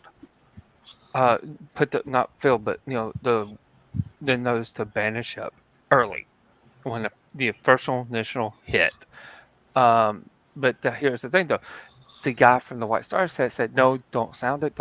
This is an unsinkable ship. It cannot sink. So they start closing the doors. But then the gates to shut the compartments down. But the problem is that got faster than they thought it was going to, and it went a lot more than what they thought it was. Yeah. Now, if they did that, like I said, if they had initially got the lifeboats started in the initial hit, started loading them, they would have had not almost everybody, but they would have had a lot more on there. The shortage of seats on lifeboats was, I think, at the low end estimate, where there were 455 seats that weren't taken on lifeboats. So that's at the low end, that's 455 people that died needlessly. You probably could have upped that to maybe another 100, maybe 560 could have survived. Yeah, let's see, how many? And here's the funny part, and Chris, I'm sorry, but they also rescued 2 dogs out of that. They did? Yeah, there were 2 dogs that were survivors, and what were there? It was a Pekingese and what was the other one? Both of them were little yappers. They were like lap dogs. Little yappers like mine. Yeah. Come here, man. They also saved, rather bizarrely, a musical pig. This is a really weird. Like this one? That one I hadn't heard about. Go for it. Well, like this one? There's a lady on the boat insisted on taking a musical pig with her. So it's now an antique. You can see this. It's like it's a very ornate music box. But you look at the size of it, and you think it's about the size of a baby. You could not have gone on the boat instead. Yeah, no shit. Yeah. Jason, you were saying before we started, but they went on the. There was. Sorry, y'all. I got kid duty. Now. Yeah, all the boats that there was a quote, they should have held at least 1178 people. Okay. Yeah. That's it's just a little over half of the 22-23. But now, like I said, if they see, the one thing is they scrambled. They waited so late, then they just start scrambling to get them to the boats. If they'd have done it right, got everybody orderly fashion, calm, orderly fashion, the initial strike. Sure, okay, let's say the Titanic was unsinkable. But if they got them in the lifeboats, if the Titanic stayed afloat, then great, it stayed afloat. But if it sank, it sank. At least you're off the boat. Yeah. But now, the problem is, let's say the maximum capacity of a lifeboat was what? How many people? 65 push. 65. 60, yeah, 64, 65, something like that. Okay, so majority of the lifeboats, they said, they could have anywhere between 15 to 20 something people on it. Mm-hmm. Yeah, well, that's what Scott was saying earlier. Was that the estimate was 36 people? Yeah, it was roughly. Yeah, so I mean, some boats were full, some boats were practically empty. So there were it averaged about 36 people per boat. Yeah, because what they were doing, which is insane. They were scrambling to try to get the boats off. Yeah, well, and that's what we were talking about earlier too. Was the fact that there was supposed to be a lifeboat drill. Mm-hmm. The afternoon before the Titanic sank, but it was called off because the captain wanted to perform the religious service on the boat since it was his last voyage. So and it was. Scott, you'd also brought up the other point that they didn't want anybody counting, going people versus that's boat, not right. So there were a number of things they could have done better. One of the worst things as well is. That's a good question. Go on, Derek. Scott might be able to. He might be able to field that one. And that captain got a lot of flack after the sinking of the ship, because White Star Lines was not going to blame themselves. So, who's easier to blame? The scapegoat, the captain. It's all corporate money and whatever. Well, but here's the thing, though. Scott, what do you think about the Dark Knights thing here? It's a really good question. What he's saying. It's correct what he's saying. Basically, the way it worked is had those 16 compartments been watertight, then the Titanic would have stayed afloat. It would have. It would have eventually sank, but but it would have stayed afloat long enough for the Carpathia to get to them and save everyone on board. Because, I mean, it could stay afloat with 4, possibly 5 flooded, but it was the fact that all of those flooded. Now, with 5 flooded, 6 flooded even, it would sink eventually, but it wouldn't have sank at the speed it sank. Now, as he said with the grand staircase, it wasn't just the grand staircase, it was other features of the superstructure. So what they didn't want to do for the passengers was have these huge bulkheads, which meant they had to keep going up and down stairs to get over them to get to where they were going. So they lowered the bulkheads. So they're no longer watertight. So those compartments, it has to be a cube, a complete cube. If that isn't there, the water will fill up the compartment and then just spill over the top into the next one. So when you see the blueprint of the Titanic, it makes sense. We shut these compartments off and we're good. That's never going to work. If it doesn't go all the way to the top, it just pours into the next one, into the next one, into the next one, until the front's so heavy, down you go. And that's what happened. So on paper, it looks great until you realize what they've done, where to keep the boat perfectly level, they've reduced the bulkheads because they didn't want people walking up and down. So they cut doors in the bulkheads so people could walk through them and archways. Once you've done that, it's no longer waterproof. That's the way it is. So it would have, I mean, yes, quite simply, had they have not done that for the grand staircase, and the grand staircase as well also accelerated the sinking, because above the grand staircase, which you see in the movies, is where Leonardo DiCaprio comes down the stairs looking all dreamy and Leonardo DiCaprio. There was a giant skylight above it. So there's a huge skylight above it.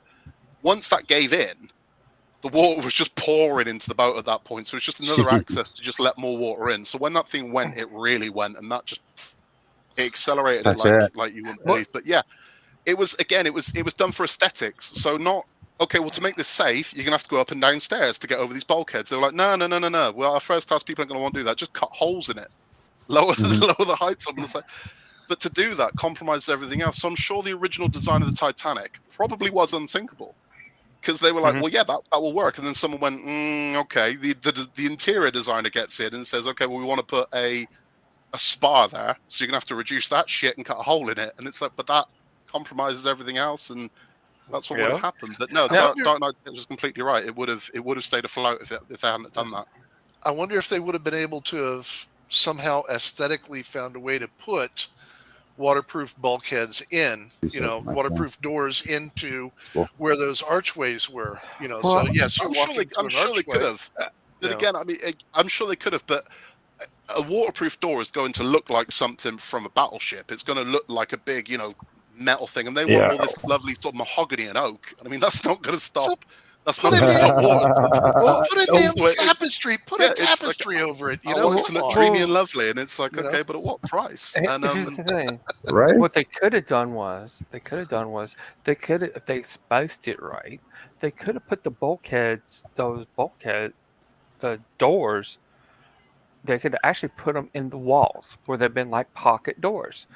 What they could have done, and if they'd done it right, and they could have done it right, just have the door so that way you wouldn't have to go up and over, and you'd actually would have walked around and have a path going around the bulkhead instead of going right over it.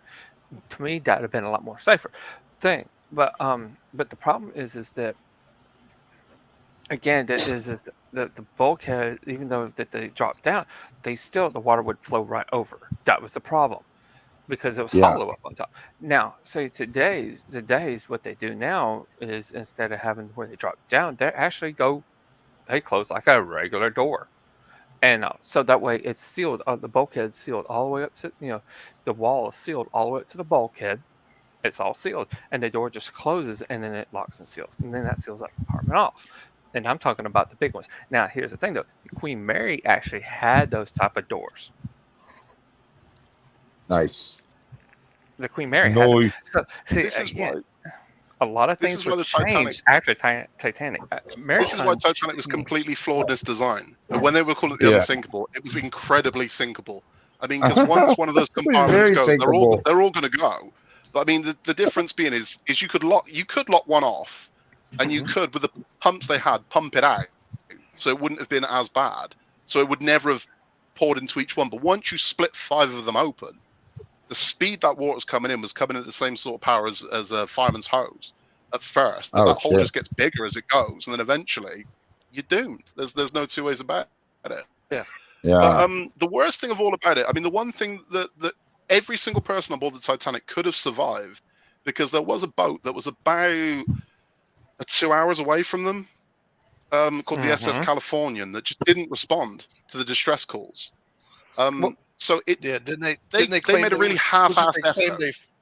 I was saying, was it that they claimed that they were farther away, or that they didn't get the message? Well, they claimed that what they saw wasn't a distress call, because the Titanic was firing off rockets, like fireworks, and they were shooting like a flare, but like a rocket, sending these up into the air. And they said that wasn't recognized as a distress call. I'm like, well, what did you think it was?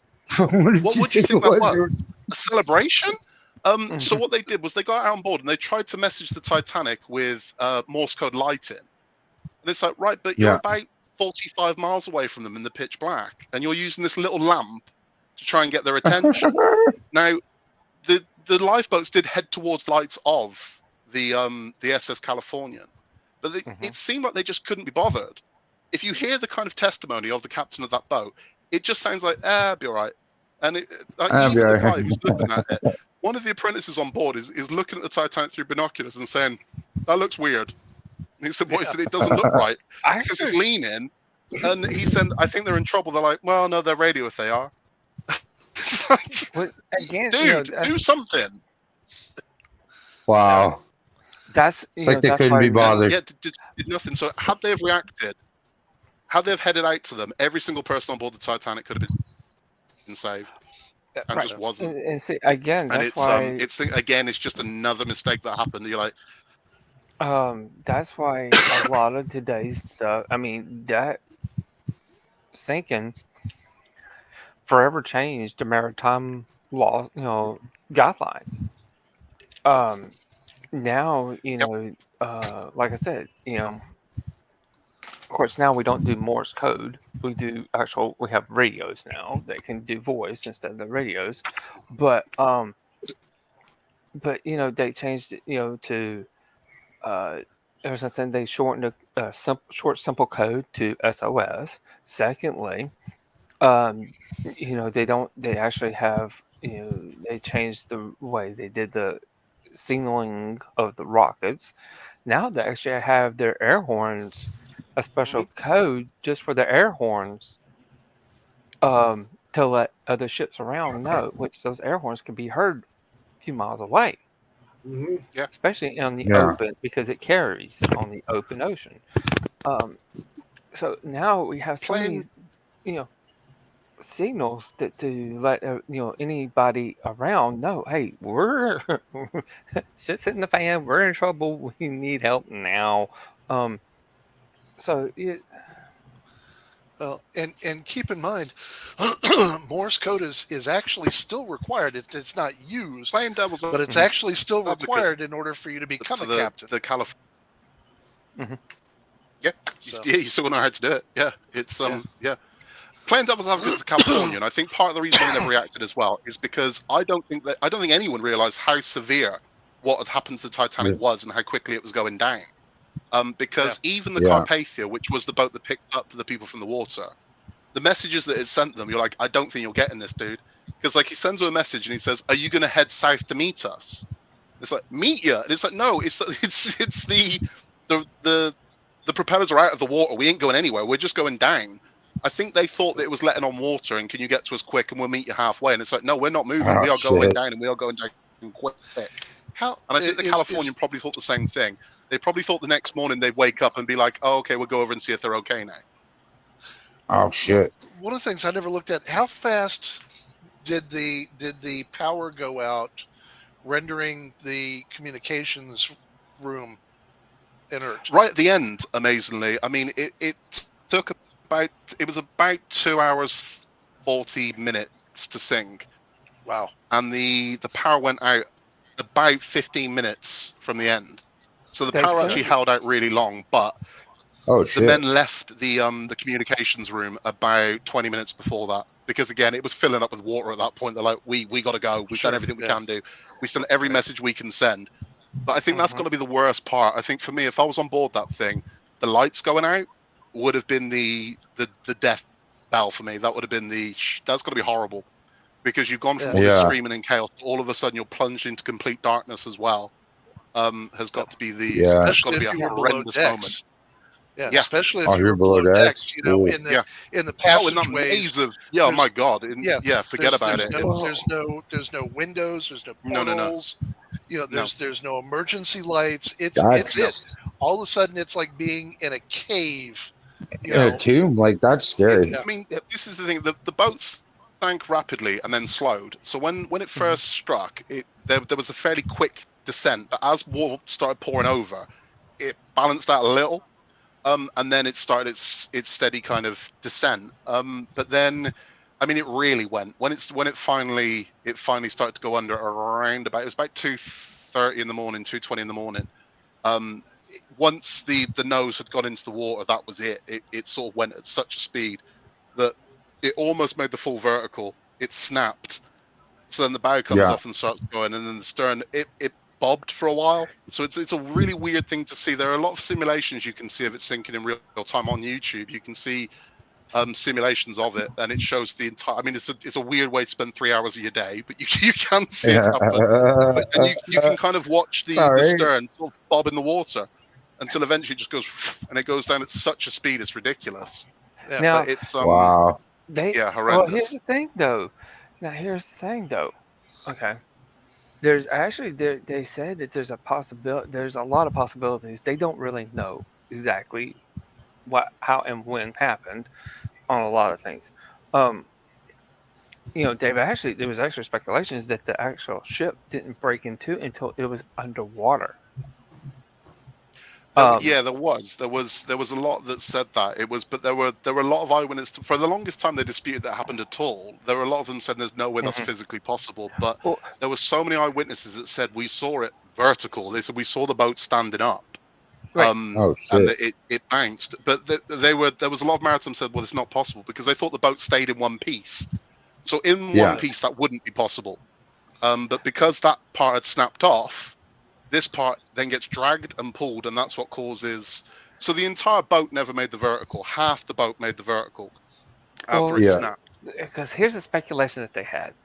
It got to where what happened was it actually totally went vertical. It did get to go vertical. And then what happened was it went down that way because what happened was the front just started getting so heavy it started pulling down more and more and more, and then as it got down underneath, it actually broke underwater. And the top part, because the front part was much more heavier than the top part, it was still buoyant because all the air went compressed from the front straight to the back. So all those steel compartments, just like under below all the decks that didn't have the windows and all that for the air to go, all the air was compressed to the back end. So what happened was, it all went in. The back end was sitting here wanting to try to float because it had all this air in it, but the top, the front part was so heavy, full of water, it just basically it just went down. All right, now they said the debris field spread for miles. That's about 15. Miles. It's about 15 miles. That's Wow. We were talking about that earlier. Was the fact that because the front end went down at an angle like a plane landing, they figure it went down at about 35 miles an hour, whereas the back end, once the air, like you're talking about, comes out, went down like a rocket at about 50 miles an hour and just done. It's gone. It's destroyed. Yeah, there's nothing left of the stern. It's just twisted metal. So all of the kind of things you see when they've done the submarine expeditions down there and they've sort of floated around it, all of that happens in the front half of the boat. The rear half of the boat there's just nothing. It's just a pile of metal on the ground. Yeah. The strange thing is as well, they've never recovered any bodies from the boat. They never found any skeletal remains on the boat at all. No. Why is that? You think that maybe there was some room somewhere that because decay, I mean, all kinds of things, and bones are going to float, and they found shoes, and that's quite disturbing. So whenever they found a pair of shoes, there's a lot of weird pairs of shoes dotted about, and the theory is wherever you find a pair of shoes is where somebody laid to rest. Basically, that's all that's left of the shoes. Right, but here's the thing, though: you can't say that for a reason because It's a There's cruise a lot ship. of stuff you There can't. was a lot of extra pairs of shoes. You didn't just wear the one pair of shoes the whole freaking time. You had multiple extra shoes. But the question is No, where, but where would you have had those shoes? You know, in a closet or in your bag. They'd be in wardrobes they wouldn't have been out necessarily on the deck. They found random. They found random pairs of shoes in stairwells and things like that, and that's kind of the theory that the shoes survived. The clothing didn't, but the shoes kind of survived. There's some very odd things they found down there. But no, everything that was... So, I mean, even to the point where the stern's destroyed that badly, that there's still dispute on how many propellers the Titanic had, because there were no real documents of what the colors were or what the interior looked like. There's some photos, but not many. But there's been dispute for years of how many blades the propellers had. I mean, amongst Titanic enthusiasts, and arguments raged for years if they had 3-blade or 4-blade. Makes no bloody difference to me. But they're destroyed that badly that no one knows. This stuff is just twisted wreck at the stern of the boat. And that's unfortunately where the bulk of people would have been when it went down, because you wouldn't have stayed in the bow. The bow's going down, so you'd head to the back. So the bit that went down at the speed and smashed to pieces is where the majority of people that were still on board the boat would have been. Which again is, who knows, if they were able to sift through some of that, there might be skeletal remains at the bottom of it. But I mean, it's an absolute just twisted wreck of metal, that part of the boat. Well, and the question, I'd actually tilt left. I'd actually debate that, because we have the flesh-eating virus that we have here, that you can get. There's been talk about a bacteria that's down there that's eating away at the metal remains of that's kind of unique, and I would have to wonder if it's coated everything on the boat and is eating the what's left of the boat. How fast would that have gone through? Oh yeah. The human remains, number one. Number two, with the depth that it's at, you think of the crushability of it. What has anybody ever really tested? And I don't know that there's any ever any research that's ever been done and published of what happens to a human body when it gets to that level. Obviously the pressure. You'd implode, I assume. You'd have to kind of squish up. Crunch in. What would we really see? And that's a real good question. Well, one thing they said it has helped kept the Titanic as long as it has is because of how deep it actually is. Oh yeah. Because there's no oxygen there, and they say you have to have oxygen to decay, break the metal. Well, normally yes, but they found that bacteria that's slowly eating away. They've even Well, they said it's not that as bad. They said a lot of it also has to be because of the sandblasting that it's getting. Between the currents blowing the sand up to it, it's sandblasting it, basically. A lot of the expeditions that have gone down there have caused a lot of damage to it as well. So there's a lot of different expeditions down to it for research purposes that have caused further damage to the wreck. But I think it's about 30 to 40 years left, and then there'll be nothing left of it. It will just be gone. There won't be anything left. It will collapse. It'll be gone. Well, I think the major part was that one research expedition that was trying to bring it up, and had gotten the airbags underneath, and we're trying to and God love them, they were trying to do the right thing, but just didn't anticipate the kind of damage and fragility that they had down there. As soon as they started to lift it, everything's coming apart. Like, whoa, stop. Now they were able to save pieces of the wall. Oh yeah, well they brought up thousands. They brought up thousands of artifacts. I mean, what is it? They got the piano from the main hall. There was a violin that was auctioned off not that long ago, and they believe it was the violin that was played on the deck when it sank. Could have been. Yep, they've got. Could have been. Now here's the thing, though. On the one last expedition, they actually made it where you cannot go down there now to get unless you're you had special permission. They made it a memorial. They brought up quite a lot. I mean,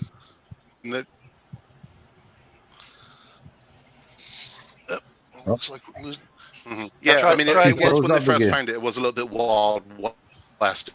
it was any, we could just go get whatever they wanted, and I think everybody kind of like, it's kind of what the movie's based on. A lot of people were kind of Wild West in it, thinking they were going to go find diamonds and gold and all kinds of things down there, and I'm sure there is, but the amount of money it costs to go down there versus what you're actually going to bring up, big boxes of gold bullion down there, I'd completely understand why people were doing it, but there isn't. I mean, you're going to pick up things like, there's going to be antiques and there is going to be jewelry and things like that, but I would imagine the bulk of that is so far under the mud now.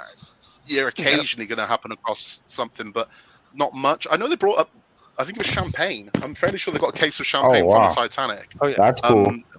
And there were a few other things like that. They found a few sort of very interesting pieces, and they're dotted all around the world now. I mean, I was in Florida once and saw stuff from the Titanic in an exhibition there, and they've got stuff in London, and it's all over the place. And like I said, it was very kind of have at it. There was no one claiming ownership of it as such, so people were just en masse trying to grab whatever they could from the Titanic.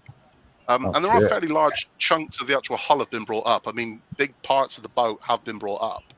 But again, there just won't be much left in about 40 years' time. It'll be gone. It will just be rust. And you have to be careful what you try and bring up too, because of the difference in the pressure.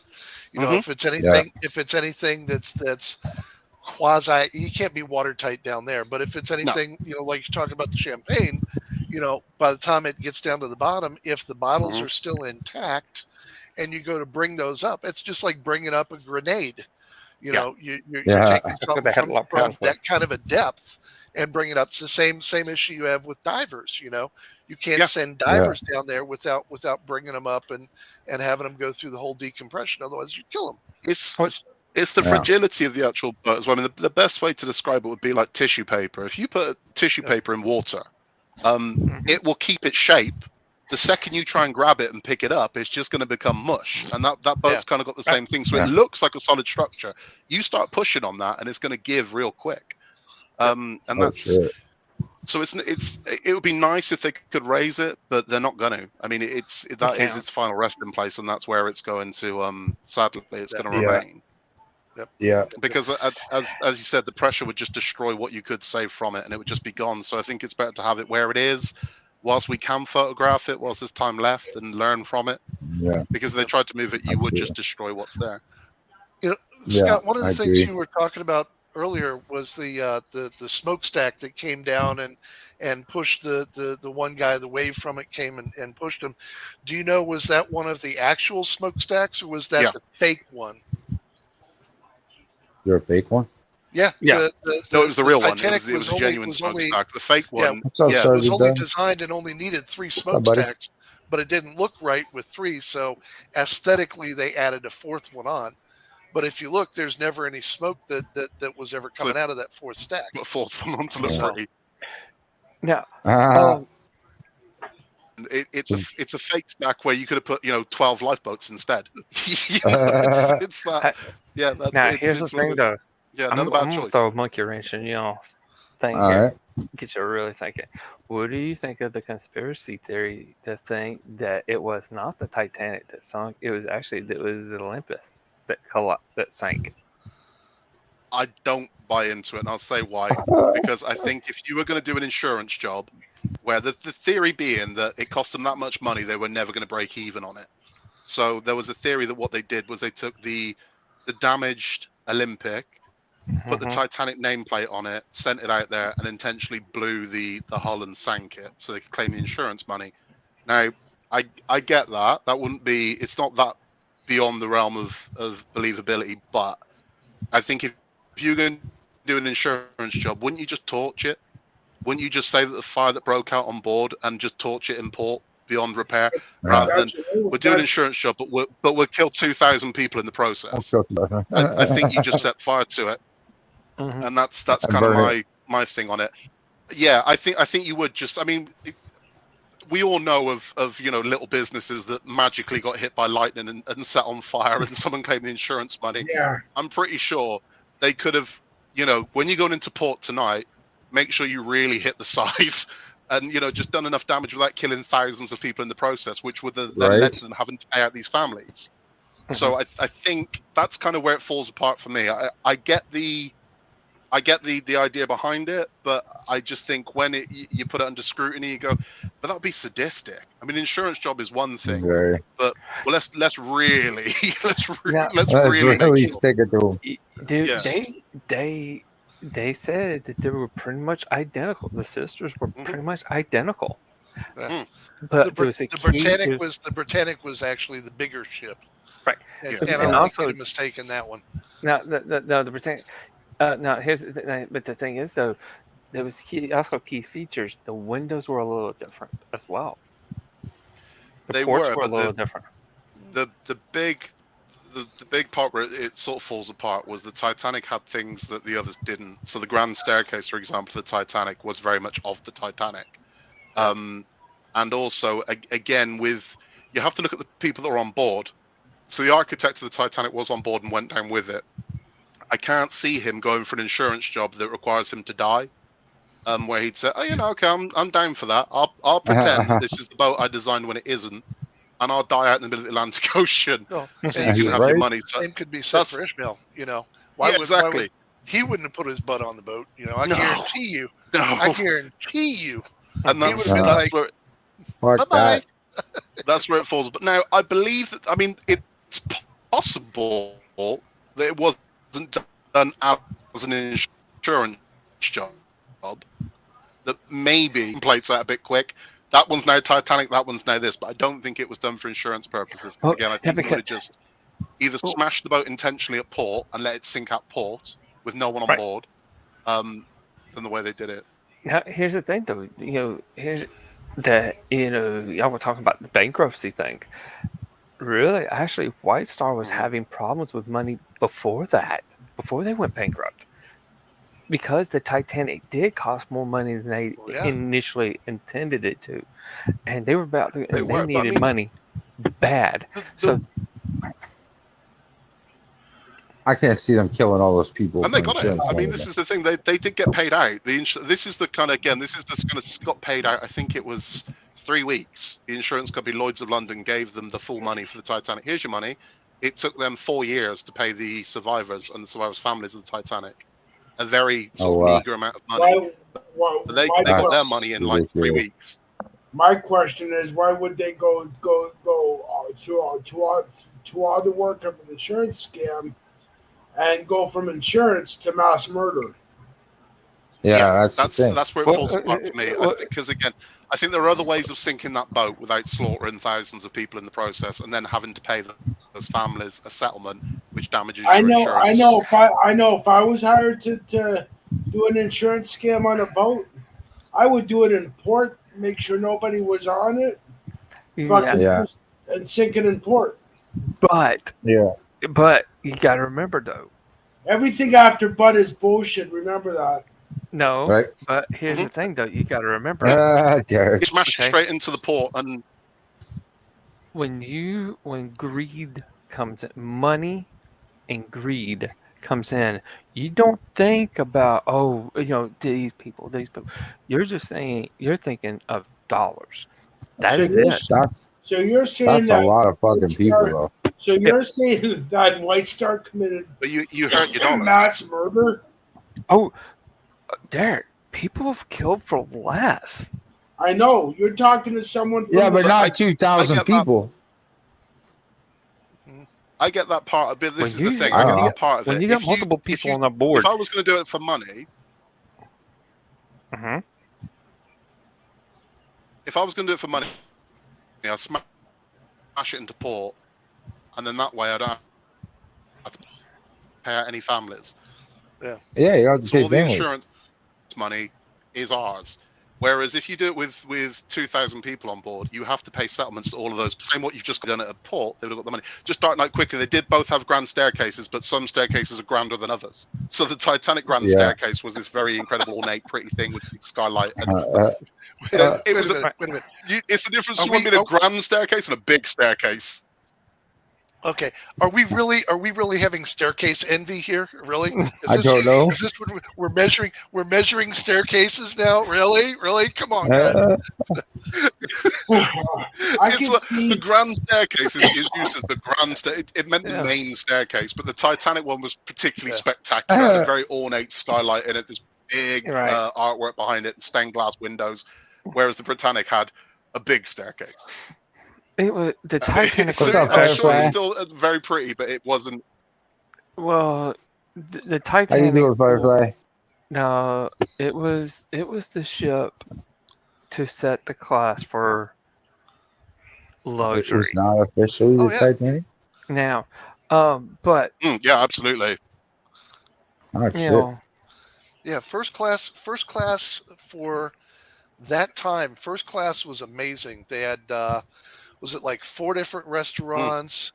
They had thousands of pieces of bone china that they were using. Yeah. They had libraries, the Turkish baths. I don't know if you have. Yeah. Oh yeah, Turkey.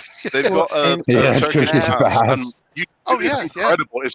It's all this ornate marble, and it looks ridiculous. It looks like something from a palace, and it's insane. And here's the one I don't That's get. crazy. It doesn't make sense. They had electric baths. I'm sorry. Electric beds? Electric baths. Electric baths. Baths. Yeah. Now I'm sorry. In what world does water and electricity mix? What world? Well, I think they use. Where do you find something functional with electricity and water? It doesn't happen. No, it's stupid. One of the weirdest things they had. They also had a. Go on. First class, they had their own bathrooms per the room too. Oh yeah. Now third class, they ate like in a cafeteria. Mm-hmm. They all shared a communal bathroom. I'm talking about showers. 2 baths they had on that down in third class, and it was all communicative. 2 baths. Wow. And the women had one, and the men had one. Yeah, and you didn't have a stateroom. No, you had like what we have on the military boats. You had, big bunk rooms that had over 100 people sleeping in the same room together. Yeah, it was big cots. Now, but so that was the thing. Now, here's the thing. I want to ask y'all: what do you think about the new Titanic that's coming out? Secondly, they are actually gonna do it just like the original Titanic. You will have first, second, and third class. Well, like I pointed out when Scott got locked up before, they actually have a ship that's already comparable to the Titanic and kind of exceeds it. It's the Royal Caribbean's Wonder of the Seas, which the Titanic was about 900 feet long. This one's almost 1,200 feet long. The Titanic will hold 3,300 people. This one, between passengers and crews, holds like 5,800 people. Instead of just having a handful of restaurants, whatnot, you've got all kinds of different areas that you can go to on this. There's even a central park where they've built a replica, if you will, of Central Park on there that people can walk amongst trees and flowers and whatnot. Yeah, so I mean it's insane what they've put out on the seas. I can't imagine what they would do to create a Titanic now that would rival something like that. I mean, I have a question about the new Titanic. Is there a strip club on this barge or what? No, I'd hope so. No. Here's the thing. I'm out. Bye.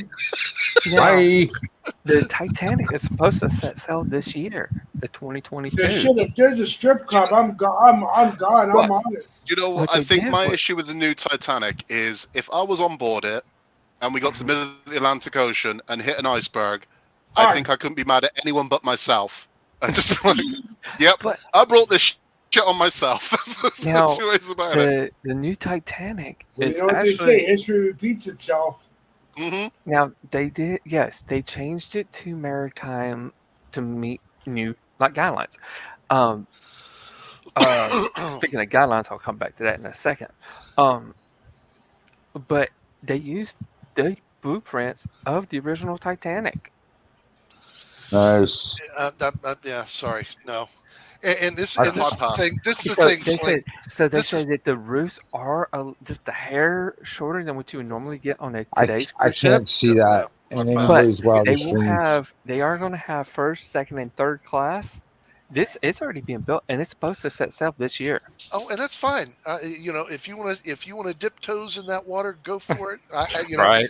You're I'm just gonna- asking for it at that point. Disco. Well, yeah, I'm I mean, gonna tell you. I'm gonna tell you what. At this point, Mhm. we've seen what happens to boats that are even built more modern than the replacement Titanic. I mean, how many ships have we seen? We've seen cruise lines that have caught fire. We've seen cruise ships that have run aground and tipped it at Turned over. 30, 45 degree angles. Look at Because the captain didn't know what the fuck he was doing and he was too damn drunk. Right? I'm sorry, I didn't mean to I go there, think- Ben. But Yeah, I mean, no, we it- have all that shit going on with all the newer, more state of the art boats. I'm sorry, you're not going to get me on a No. remake of Noah's Ark. I have no Exactly. interest in that. And if I'm with Scott, if I ever went on this new Titanic and it hit an iceberg, you know what I'd be thinking? Well, Derek, you read about the Titanic, you studied about it. History repeats itself. You only have yourself to blame. I'm going up That's on it. True. I'm going up on deck and just repeating the song over and over. Nearer, my God, to Okay. thee. So All Titanic. Okay, And now look at the Costa Concordia. who That was a cruise ship that Yeah. fucking, you know? Well, yeah, but here's the thing, though. I'm going to get back. I'm going to come back. Let's see. Hold on. I got to look up something. Who You make up a lot of shit, Sling. Yeah, but he said, owns look up. For me, when they're saying we've made it exactly the same as the original Titanic, I'd be like, so dangerous. Fuck, It'd be I like never someone gonna, says, we've made an I'll be exact right replica of back. the I can let the Hindenburg. girls out. Do you want to go? What was Good. well, what I wanted to I'm do actually was, curious to see how many people would go on this new Titanic. Well, Oh, loads. I'm sure it's a lie. loads. Oh yeah. I'm sure loads. it's a lie, but yeah, not me. But here's Nope. the thing, though. Now y'all talk about the ships that caught fire, the ships that ran about being sunk, running aground and yada yada yada yada yada. Have you noticed though? Here's the thing: it's all by the same ship company, Carnival. I don't know about all that. Carnival. Oh, Carnival. Carnival owns every one of them. All the ones that caught fire, the one that's that ran aground, Yeah. turned on its side and sank. Every one of them has been owned by They just had a fire on one now. I rest my fucking case, and you want us to go on the second Titanic? But Fuck that. but here's the thing, though. You also got to think about, like I said, it's owned by one company. Now, if you notice, all the other companies, everybody get how many Carnival's the ones that always ends up having the most sickness. You hear they had sick, bad case of outbreak on this for such and such, food poisoning, da da da. Yeah. It's always Carnival. Now, so it's always, if you look at it, it's the ship lines. Now, the Titanic 2 is owned by Blue Star Lines. Yeah, and it's not going to run on coal. Yeah, it will have the stacks. It will have all 4 stacks, just like the original, but it won't have. It will be diesel instead of coal. We. Are we Crazy. okay? Oh yeah, I was just moving the table. My fault. Oh, I thought you was blowing your nose. I thought you were blowing your nose. No, I'm good. Impressive. Better Pretty good, better blowing than picking. Right? Yeah. I ain't trying to pick my nose either. Shit. But, Sorry about that, guys. 2 hours in, the dog's got to go out. Oh yeah. Hey, it's all good. Here's, now the Titanic 2, of course, it will be a little bit bigger because they have to be to meet certain maritime codes today. So they will some of it will be to design, the aesthetics outside and all will be blueprinted to the original Titanic, the exterior, but it will have all the lifeboats that it's supposed to have. Now, here's the thing, though. Now, on the original Titanic, everybody said, "Oh, he didn't have enough lifeboats to meet." No, actually, it met guidelines at that time. The number of lifeboats that the Titanic had meet maritime guidelines at that time, because all they wanted was that's why they said women and children on the boats. That was it. The lifeboats were there just enough to take care of the women and the children. That was it.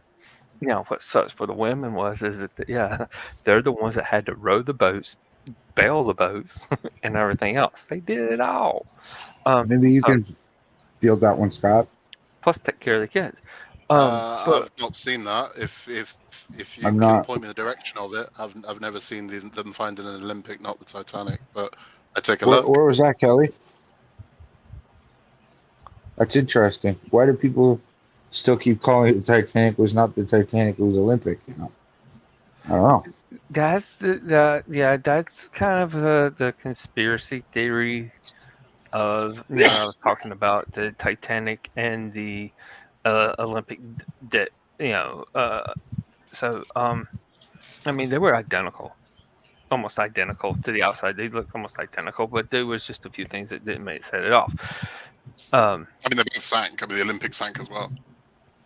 Yeah, both of them sank. One was, what was it? One was it the Olympic? The Olympic was sunk by was it the? I think it was the Britannic was sunk by the Germans. I think the Olympic ran aground. The Britannic was sunk by the Germans.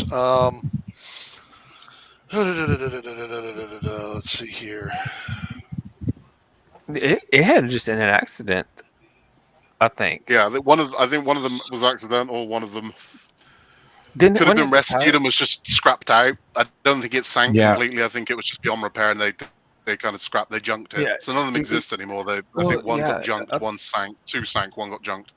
I was gonna say, didn't they have a huge hole in the front of the Olympic? Yeah. They had a huge hole in the front, but they were able to tow it in, and they just scrapped it because it was gonna cost too much to. It was cost too much to repair. Yeah. So I mean, see that, and they were identical. But here's the thing, though: the Olympic was built after the Titanic. They were being built side by side, but the Olympic was finished afterwards because they rushed the Titanic to beat the Olympic. There was a race between. Actually, they were built about the same time. It's the Britannic that was built after the other two ships. That's the medical ship, right? The other two ships. Yeah, the Britannic was one that ended up as a hospital ship. The Olympic, they were built at the same time, but they were side by side. It was a race to see who was going to finish first, the Titanic or the Olympic. And then so the Olympic was finished after the Titanic. The Titanic finished first because they finished the race. Actually, that's not correct. The Olympic was built first. The Titanic was the second ship, and the Britannic was the third. The Olympic actually had its accident in 1911, as opposed to the Titanic having its accident in 1912. So. I knew they were. I was gonna say. I knew they were side by side. They were racing to finish. Yeah. Well, it cost too much. It cost too much just to build the one ship. So that's why they built all three, which made it an even huge. So they were both doomed. Yeah. Were you talking about it being doomed before it left? I think. Between the all the people that had died, especially the one guy, the shipwright that died the day that it was launched, and he died moving the ship into position so that it could be launched. And there was two or three died just during the making. I think, what was it? One fell. Total of 8. Yeah. Yeah, it wasn't uncommon as well. I mean, these were fairly common occurrences. Lusitania sank a few years prior to this. It was just dangerous. It was at the time. It was a dangerous way to travel, and it happened entirely too often. It was. I mean, now you do get the ones that you said about the Carnival cruises, but I mean, fatalities on those are minimal. Whereas it was scarily common at the turn of the 20th century of these very large liners. Sinking, and Well, the safety precautions. Yeah, the safety precautions in the manufacture of the ships is completely different today than it was back then. Yeah. I mean, that's Sling's talking about the change in maritime. Well, that was part of it. Is the change in the manufacture too. You know? Well, I mean, again, 100 years later, the Titanic taught. I mean, to how do we stop this from happening again? Thankfully, I mean, there was some good came from it, and that was how do we stop this from happening again? It did happen again. It happened multiple times after, but you can see with each one that happens after this one, that the casualties become less, the frequency of these become less, and they learn from each one. And thankfully, we are now in a position where you don't really get these mass tragedies anymore. They do happen. I mean, there are ones that I can remember in, say, fairly recent history, the 80s and the 90s are fairly bad ones, but they're always going to happen. Unfortunately, as part of travel, you can make it as safe as you want. Accidents are going to and do happen, but this did lean to that. I mean, there was outrage, and again, this is part of what I was saying at the very beginning of this, with the kind of change in society. This happened at a time when media was becoming a much bigger beast, and sort of global media as well. So American news was becoming British news, and European news was becoming global news, where this couldn't be ignored. So the whole world knew about it, and it was a very early example of sort of tabloid sensationalism, which is where some of these weird stories of the Titanic come from. Because again, back then, the actual story, and you can see it now with anything. You can see it with the Johnny Depp and Amber Heard trial. This is a good example of this. There's no fucking story to be had about this, right? There are two people going to court. So the start should have been, or we should have been told, a court trial's happening. We don't need to watch it for 6 weeks. 6 weeks later, tell us what the result was. We're good. That's your whole story. That's the meat and potatoes of the whole thing. With the Titanic, the story should have been, the boat has sank. We'll be back to you with what happens as a result of the inquiry. But instead, they're like, we just sold a shit ton of newspapers on this story. So tomorrow I want another Titanic story, and I want a Titanic story every day for the next 3 months because this is selling. Wow. So when you run out of stories, you start making shit up. And that's kind of where it comes from. So you see all these weird stories of the Titanic come out, and everybody wants a different story. So they're like, okay, so this happened and this happened. These where these strange stories come from. Of like and the as a result, swimming with a kid on his back and all this, that never happened. Yeah, and as a result, look at the news reporting today. Bye, Fishy. We get the same thing. Yeah, we had one over here. I mean, I doubt it's been reported outside of the UK. We had an incident here where Partygate is being known as, and it was that the people in Parliament over here, the Prime Minister and his people at 10 Downing Street, which the Prime Minister does his business, during lockdown in 2020, when we were told we couldn't meet people and we had to isolate, it's been reported that they were having parties. So they were getting drunk and hanging out with their friends in Downing Street and enjoying themselves, when the rest of us were told you can't socialise with anybody and you'll be fined and arrested if you do. So it's now been revealed. So all these pictures have come out now of all these MPs that were telling us to socially distance, getting drunk with one another. Now, yes, it's news and we should have heard it, but this story's been going on for 4 months now. So every day a new story comes out about this and we go, there's no new story here, where they'll go, we've just found out they had a sandwich platter. And you go, how the fuck does that change this story? This is the same story. I don't care what they ate. It makes no difference. Who gives a shit what they ate? Scott, same here in Canada, bro. During lockdown, we were told we weren't allowed to associate with our friends or family, especially around Christmas. We have a prime minister going to his family and friends' place over Christmas, having dinner and having a good fucking time. Yeah, and that's what's happened here. But they've made this story into a 4-month story, and it's like, to the point where at first everyone's outraged and like, this is disgusting. The man should lose his job. He should step down. 4 months later, you're like, you know what? I don't give a shit. It's like I don't care, and it's weird, but it's because it sells newspapers. It gets clicks on the internet. It's like, we just found out that they were drinking. No one cares. The news doesn't. And the Titanic was the same. The news doesn't like to report news on a baby was born with a cab driver just delivered a baby in the backseat of a car, or someone saved someone's life anymore. Now it's like, bad news sells fucking papers. Give me that look. And that's what it's sensationalism. And Titanic's an early example of that, where it was one of the first big global stories that broke, and everybody had to have the exclusive. So it would be, okay, we got this story, and it would be like, well, no, you're just making this shit up now, which is a good example of an early start of the media just making shit up. And it's making shit up. And again, it shows kind of the significance of Titanic in kind of our culture and how our society changed. That this is a very early example of sensationalism, and then also how companies used it. So how White Star Line were able to plant stories in the press to make themselves look like saints, and people that are against White Star Line were able to put their own stories in that made out all the scummy things they did, and you could see this weird kind of battle happening behind the headlines. And it's one of the earliest examples of that happening. So it's so much more than a boat sinking. There's so much more going on with the story of our times at that time, because it was a very strange world. And then World War I breaks out, and everyone forgets about the Titanic.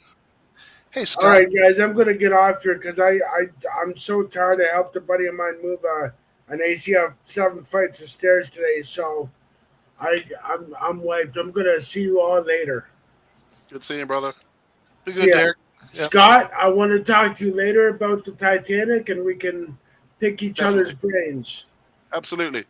Sometimes my brain has a tendency of fucking running away from me, but sometimes I'm able enough to grab it and bring it back. And anyways, Jason, always a pleasure there. You too, brother. You gotta work on that. You gotta work on that gray hair, man. I'm not digging that shit. Sorry, Bubba. It happens. Sling, it's always a pleasure, bro. Say it, bud. I love you, man. I know we bust each other's balls, but you're a good man. I try. Kind of, sometimes. All right, bud. Take it easy, bud. Love you, bud. Chris, Chad, I'll see you all later. I'm sorry, guys. I'm just tired. Go. No, take it easy, man. Fine. Be good, man. The Dark Knight has a really good question here, and I don't know the answer to that one. He says, "So who actually owns the rights to the Titanic wreck?" I just saw that. There is a company. There is a company that's claimed ownership of it. The name, I believe, they're called something like Titanic PLC, but a company have actually claimed claimed ownership of the Titanic. Well, yeah, because I'm fairly sure you could dispute it. It's in international waters, but I'm fairly sure you could. Say, so how do you do that? How do you go about that? You know. Exactly. You know? I think what it is as well. I mean, with regards to media and things like that, the name and for selling merchandise and things like that is very much in public domain, so no one can really stop you. But the rights to go down there, I don't think they could stop you from going down there. I think there might be a dispute over who owns the salvage of it. Well, that's what I was going to say. As I understand it, there's maritime law that specifically references and speaks of salvage rights for the people that discover a wreck that's never been laid claim to or seen before. I would imagine that, but I would imagine they have to do something in the ways of conservation of said wreckage site. They're probably responsible for who can go down there and maintaining it to a degree, and I would imagine that's under quite a lot of scrutiny. So if they're just looting it as such, that they'd probably lose the right to it fairly quickly. But there is a company. They are called Titanic something. It's an American company. It's RMS Titanic and Company. There you go. Nice. All right, they actually it's owned by the divers. There you go. Oh wow. Now is that an American consortium or is it British? It's like, I believe it's American. I might be wrong, but I'm fairly sure it's American. Hold on. Wow. Kelly coming in with the facts. That's cool, Kelly. Let's see. There you go. Oh wow. Okay. 17-ton section of the hull. Rights to what is left of the Titanic. The company is the court recognized caretaker of objects from the Titanic. It oversees thousands of items, including silverware, china, and gold coins. The company was to exhibit publicly ships, macaroni, wireless, telegraph machine. Yeah, you got lawyers for the U.S. government are taking part in the court battle to block the planned dive. Yeah, they're talking about diving to do another excursion down there. The company, but lawyers for the U.S. government are taking part in trying to block the planned dive. They point to experts who say human remains could still be there, and they say the company fails to consider the possibility in its dive plan. Is an expert. 1,500 people died in the wreck. He told that you can't possibly tell me that some human remains aren't buried deep somewhere where there are no currents. It's unusual. They've never pulled anything up. I mean, you'd think you'd find a skull or something at some point, wouldn't you? Yeah. But it's it is very unusual. I say leave sleeping dogs leave them rest. Yeah. Well, and initially it was like just over 300 bodies that they recovered. And those were actually taken to Nova Scotia, I believe. Yeah. Artemis Titanic says that any existing human remains would likely have been seen after around 200 dives. Yeah. Yeah, I get what they're saying. If you don't see anything within 200 dives, you ain't gonna see anything. No. Depends if they're looking though. I mean, how much money is there in a bung versus, All right. Let's go for the well, diamonds. it's not just that. You think of let's go for diamonds. You think of the USS Arizona, which has been declared a national monument and a memorial, and nobody is allowed to dive in that. They have a walking section out in Hawaii where you can go over that. You can actually look down into the water. It's that clear. Is that Pearl Harbor? Yeah, that's at Pearl Harbor. Okay. So, and that's something as shallow and as accessible as it is, and then you take a look at something like the Titanic, no, people are going to do the best they can to shut their mouth about what they find down there, so it doesn't end up in the same position, if you will, or circumstance that you have with the USS Arizona. Well, where they've said, no, this is a memorial. You cannot dive, and it's an absolute. I mean, you try and do that, and you were in so much trouble it ain't even funny. The ones that brought the case are these probably young archaeologists here, which I can't stand archaeologists. They're idiots. Because all they want to do is either they try to claim it themselves or they say leave it in the dirt and let it rot. They try to keep people from actually getting it, saving it, preserving it. So I don't know. Yeah. I'm sorry, Sling. I'm going to have to debate that one with you. I took several archaeology courses in college. And the first thing they teach you is preservation. Now, I'm not saying everybody is that way, and you're right. There are ones that are scavengers who are out for profit, but I don't think you can lump all archaeologists in that way. That's why they use those little ass hammers. Well, no, what I mean is that the archaeologists, they want to go in and do the dig themselves. So instead of because they know what they're doing. But they also make it to where people like us, they can't go do the fun stuff either. Like we used to. But people like us don't know how to. What do you call it? We just go in and tear in and friggin' look for shit. You know what I mean? People like archaeologists. If I'm trying to get a dinosaur at the ground, I'd be taking a sledgehammer to it and all kinds of shit trying to get it out. No shit, right? Come on out. That'd be all right. Now, see. I'll get that out. Let's go. Now here's the thing though. Like we used to go metal detecting all the time, and we got tons of Civil War stuff. Okay. Now, some of the places that we have gone, were fine. They were parks, but they weren't state parks. They were under the you can just go in there. They were fine. They were the legal ones. Now, we went on just normal land. But some of the stuff that once they found out, oh, wow, there's relics. Oh, crap. They would flock in, sealed off, and never touch it or do anything again with it. And they just let the stuff rot. What's up, AGT? I'll go along with I you think to a certain with point with that. with regards to what I've seen from. Go ahead, Scott. With regards to what I've seen to the Titanic, though, most of it has been preserved. I mean, very, very little of it has been sold off for profit. The bulk of what they have brought up from the Titanic, you can go and see. I mean, it is, it's in museums and places like that, and it is done largely respectful. I don't doubt that some people, have pulled something up and pocketed it. It's like, we found all this. I'm not going to say about this gold watch I found, though, but we found all this. I'm sure that happens. But the bulk of what I've seen has been preserved well and respectfully. There's a good exhibition in London at the moment where you can see a lot of the artifacts that were brought up. There are companies out for profit. I mean, there's a company that make Titanic soap. They make the same soap that was on board the Titanic. There's a company that do it with a perfume as well. I know there was almost a bidding war over the kind of recipe for this Titanic perfume.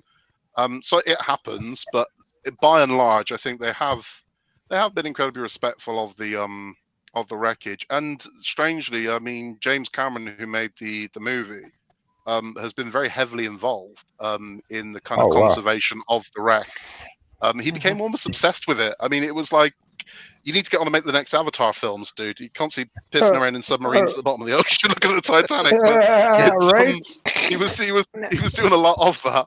But he's been heavily involved in sort of the conservation of it and making sure that it wasn't, because again, it was in the early days, it was very free for all, and a lot of damage was caused to it that didn't need to happen when everyone is trying to smash things out the way to find the good stuff, And to kind of balance what Sling said and what Dark has been typing down here in chat, the amateur detectors, there is a place for us out there, but I'll give you a great example in Centerville, Virginia, which is a part of Northern Virginia that saw a lot of activity during the Civil War. A couple decades ago, when they were making a change to the intersection at Route 28 and Route 29, they were changing it from a stoplight to a bridge that went over with a cloverleaf, nice. like a normal one. In the process of digging, the company that was doing the excavating work unearthed 11 skeletons. Now, what they found was they found Civil War buttons and other things that identified bullets and mess kits that identified that area as a Civil War campsite of some type. We didn't know whether it was a burial site, for a minor mass grave, or what it was, but it stopped the work until the archaeologists from the Smithsonian got out there and dug everything up, and they took it back to the Smithsonian to preserve it, while the company went on and did the rest of their work. So there are places like that, and we have a guy up here who actually was doing metal detecting on the Shenandoah River and came across a major beep, dug down into the mud, and found 2 muskets that were buried and very well preserved. Nice. And then turned around and donated them to the museum down in Harper's Ferry, where they have a number of different muskets from both the North and the South. So there's all kinds of different ways that and everybody plays a part of it.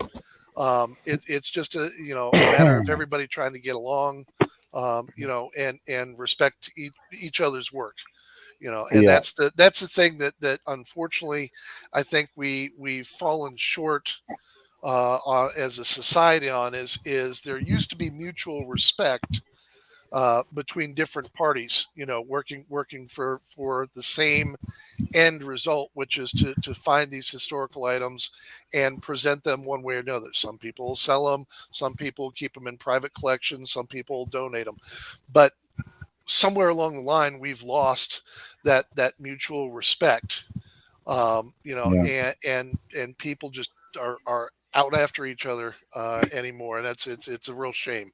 It's a real shame because we've got groups that, as a result, now are not trusted, by each other, and it makes the whole thing real frustrating, It's, Definitely. It's Sorry. why I touched on the last history talk. It's why I kind of like, I wouldn't say weird history, but kind of lesser known history. I mean, we know things of the big historical events, but things like the survivors of the Titanic and the lesser known stories of the people on board them. I think it's important to learn their stories and pass them on as another way of artifact collecting. These people existed; they were here.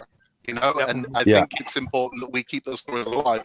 Not just Titanic. There are a lot of stories that they're not these huge, war events, but they're relevant. And even though they're smaller stories, they play part of a much bigger picture. And these tiny things led to much bigger things. And it's important to learn these. And the other reason why I do this is, for me, of being a kind of elder statesman amongst some of the young ones I work with, pub chat dead. I don't know what it's like in America and Canada, but over here, pub chat was gold, right? If you're in the bar with your friends, you better have a bloody good story to come up with, right? And having something that's like, okay, we're in the bar, entertain me.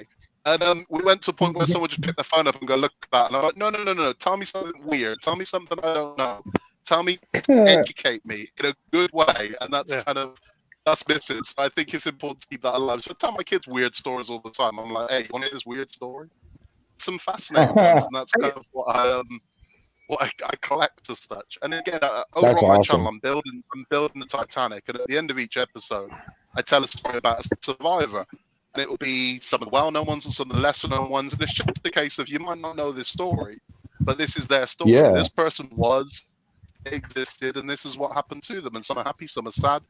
But I think it's important to know there's some fascinating stories, not just Titanic. I mean, just across the get forgotten, and I think we're at risk of doing that because the big things are always remembered, and you can always find an expert on the big ones, but it's the little ones where you're like, oh shit, I never knew that.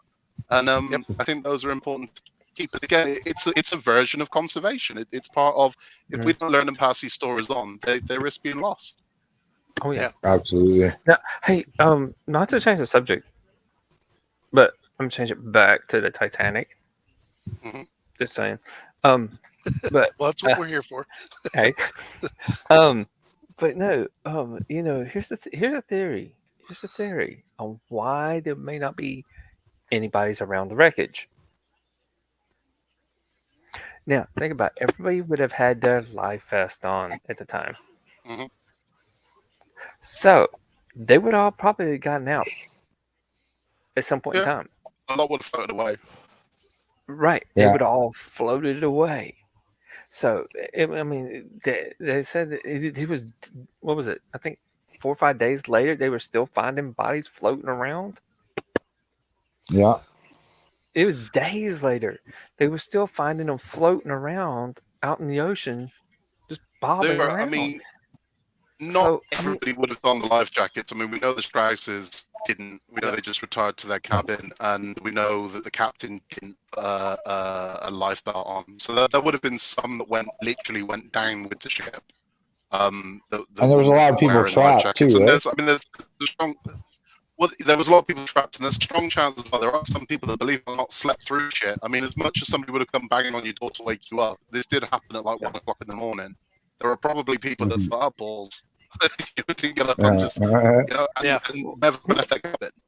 The hardest ones was the third class. The third class was the hardest ones because the most people that died on the ship were the third classers because it was hard for them to get up to the top because everything was gated off from them to the second and first class. It was. Well, not only that, but that was also the first place that went underwater.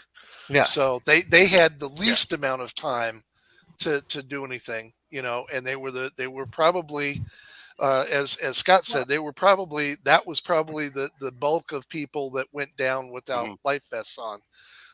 But the other thing you got to think of is even if you're talking about them floating away, what do you have there? You have the as far as the sea life is concerned, And not to be gross about it, but let's be realistic. With those bodies that are floating away in mass like that, what do you have? You have the USS Floatable Feast.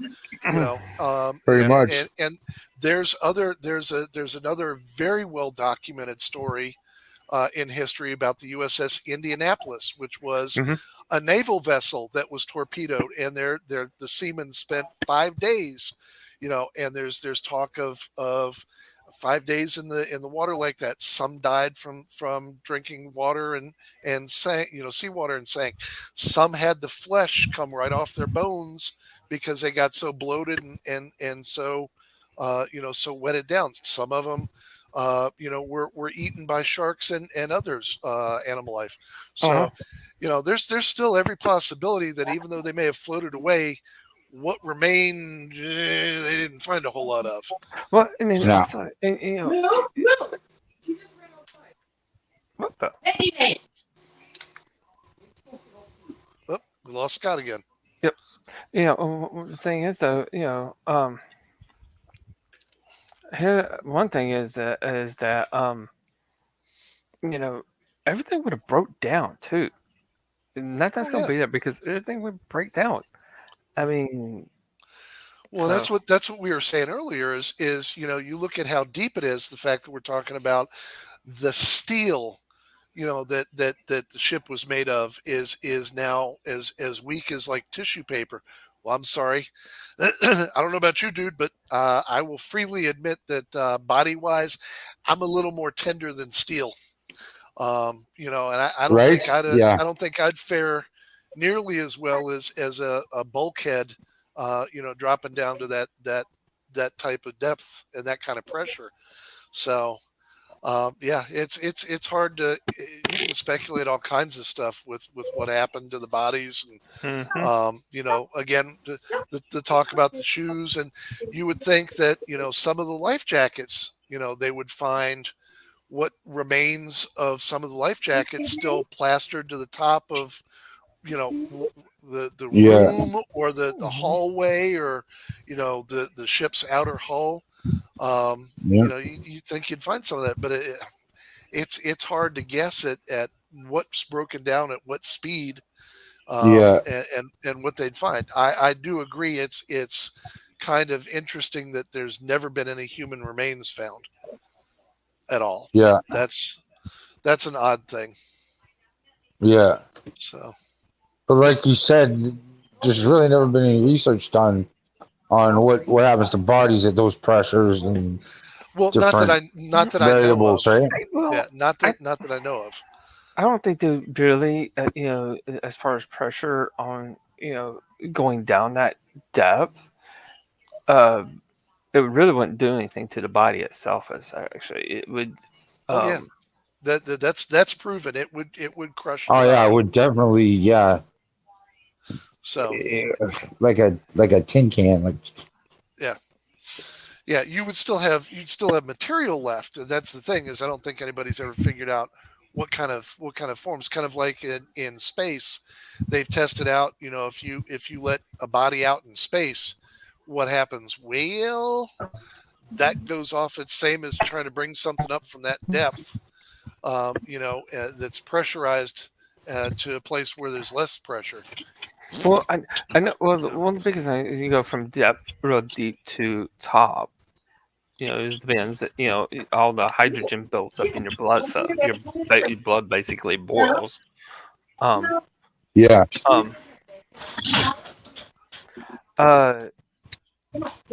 Now, as far as actually going down, well, I mean, it wouldn't. I don't think it would, or go in space. It wouldn't be like what was it? What was that Arnold Schwarzenegger movie? The one where they're on Mars and the eyes start bulging out and the tongue goes. Total Recall, and that's more of the out, the depth up, because there was no air on Mars, right? For that supposedly. Now that I guess it might, maybe in the vacuum of space might be able to do that, but I don't know. It's just.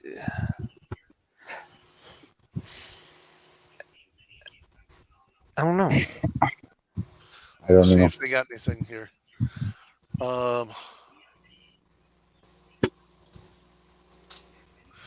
All right. So what they do say is human bone would crush at the depth of roughly 35.5 kilometers, which is 3 times as deep as the deepest point in our ocean. Oh Oh, shit! that's in Now, the that's bone. yeah, that's the deepest part. We got the deepest part of the ocean is the trench of Yeah. the oh, what's the name of that trench? Marianas, I think it Yeah, is. that's Yeah, strange. thank you. Yeah. Yep. Now, They say here that human body can handle any pressure, but if we're breathing air, the maximum safe depth is about 60 meters or 190 feet.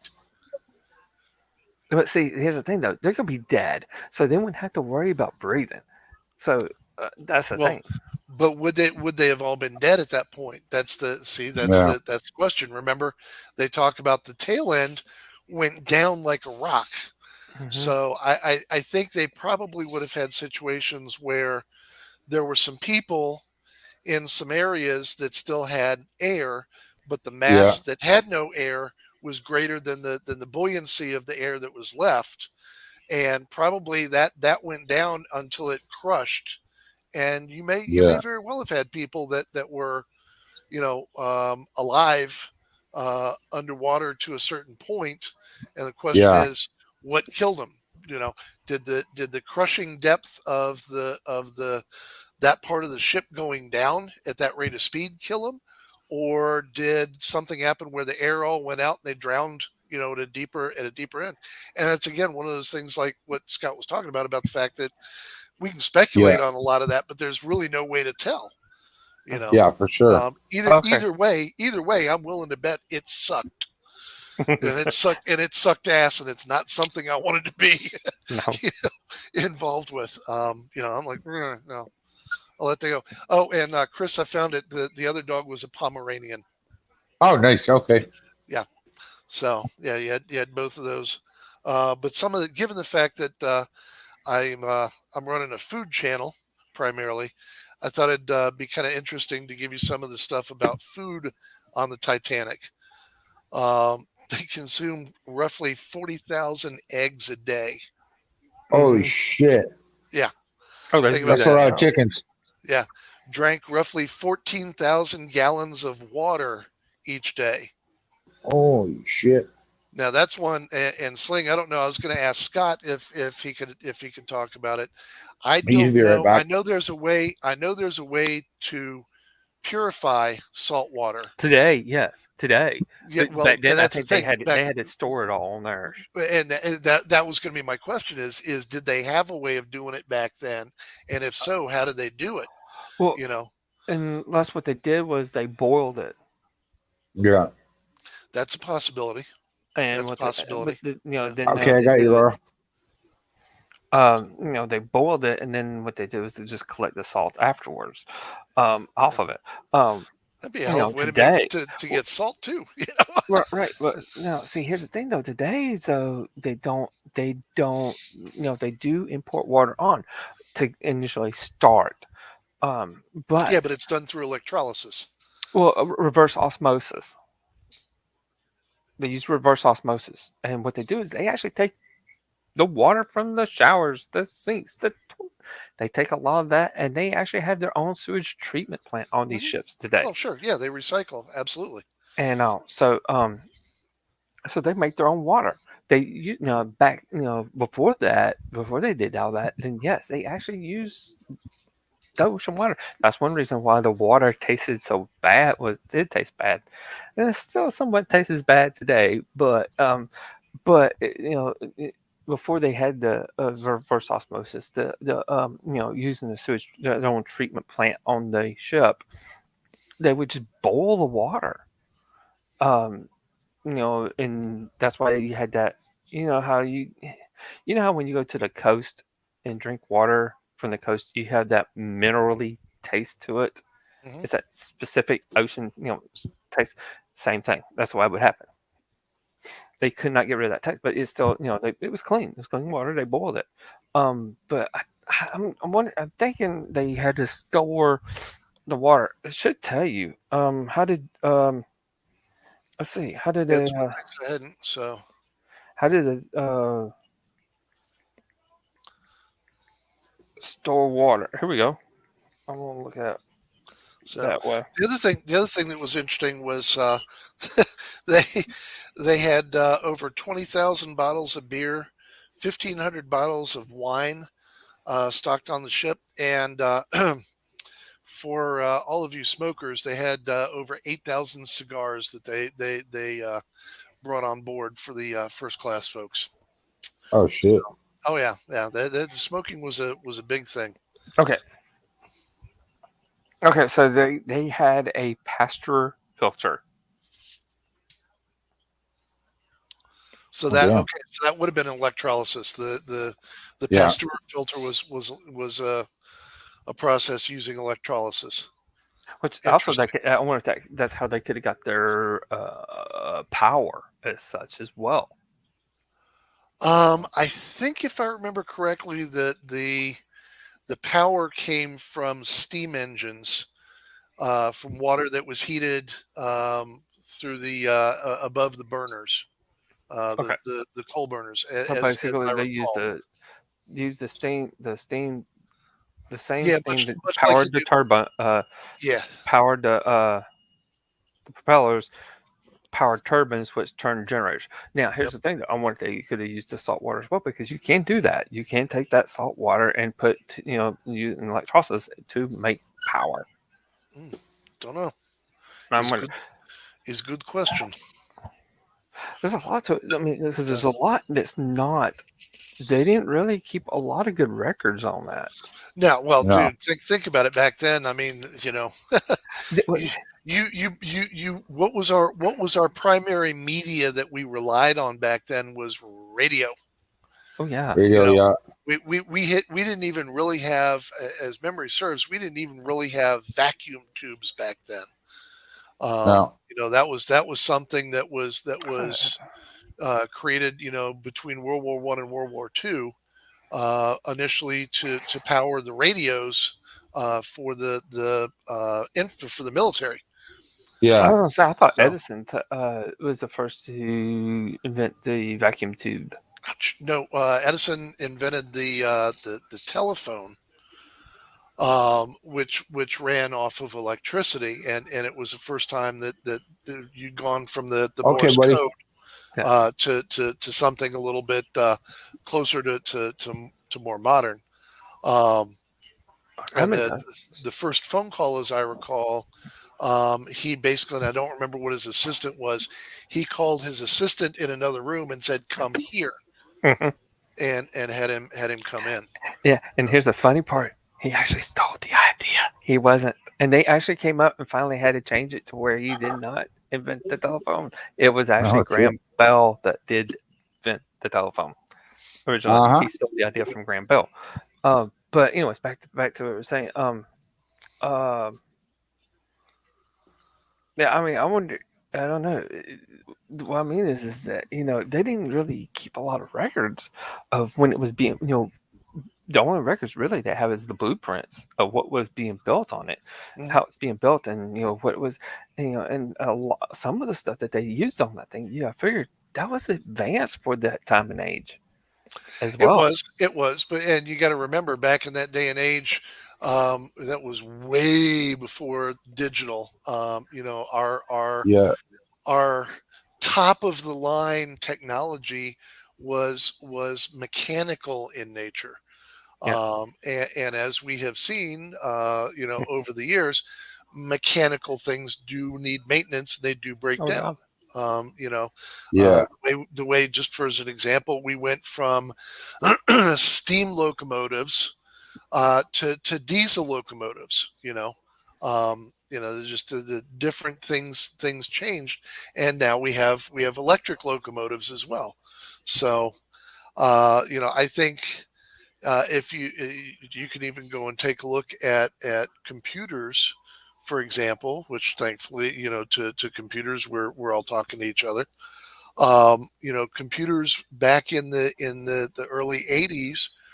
were programmed and run by punch cards. Oh yeah, and they took one computer took up a whole room. Oh yeah.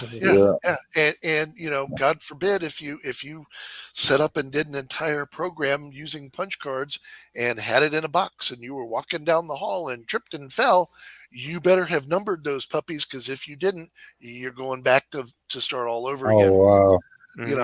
And then from there we made the quantum leap from punch cards to DOS. As the basic, and thereafter, we went through a number of different types of computer coding variants. You have COBOL, and you've got Oracle, and I can't even go through all of them because there's a reason I'm not a programmer. I going geometry or going into calculus, when I went through school, and I looked at it and went, okay, well, geometry I can see using. I'm never going to use calculus, and I don't understand it anyhow. So I went the other way. I can build you a computer, no problem, and did so a lot back in the days when we had the first computers and the 386s with SIPS chips, that had the prongs instead of the credit card, type slots, where if you broke a prong, guess what? Threw that away and you were buying a replacement piece because there was no going back from it. Oh, wow. Yeah. Oh, yeah. Dude, computers have come a long way too. But that's part of the whole thing is we've made these huge leaps and bounds from what the original technology was back then. And that's why I'm like, if they're doing a new Titanic based off of the original Titanic where everything's mechanical, I'm a little nervy about that. So here's the thing. Definitely. Also, here's the thing though.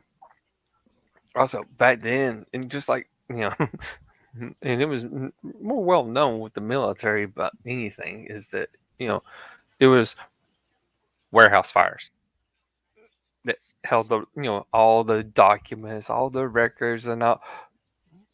Oops, there was a warehouse fire. Don't know. Oh, it was, dude. Don't know what happened, but it was a warehouse fire.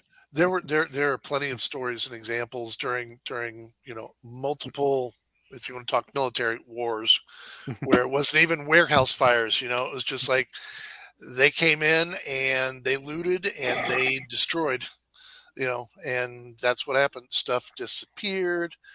They've even got people that are still looking for Nazi gold that have reality shows. Oh yeah, there's a reality show. Oh, yeah. They're still looking for what happened with Hitler, and they're saying he didn't die down in his bunker. He escaped and he went down to South America. There's all kinds of stuff. I heard that somewhere. Well, here's the thing. Now the Germans were very meticulous. They recorded everything. I mean, if I tied my shoe, let's say I put my left shoe on first today instead of my normal right shoe. They documented it. I mean, they were very meticulous. They documented every single freaking thing, which means that if crap hit the fan, there was a lot more records to be destroyed that needed to be destroyed. Sure. Now, which in some cases they weren't able to destroy it all. So that's the thing. So that's one thing. Some things we don't know what happened because they destroyed all the records, and they were actually pretty good about knowing how to destroy them fast, and get out.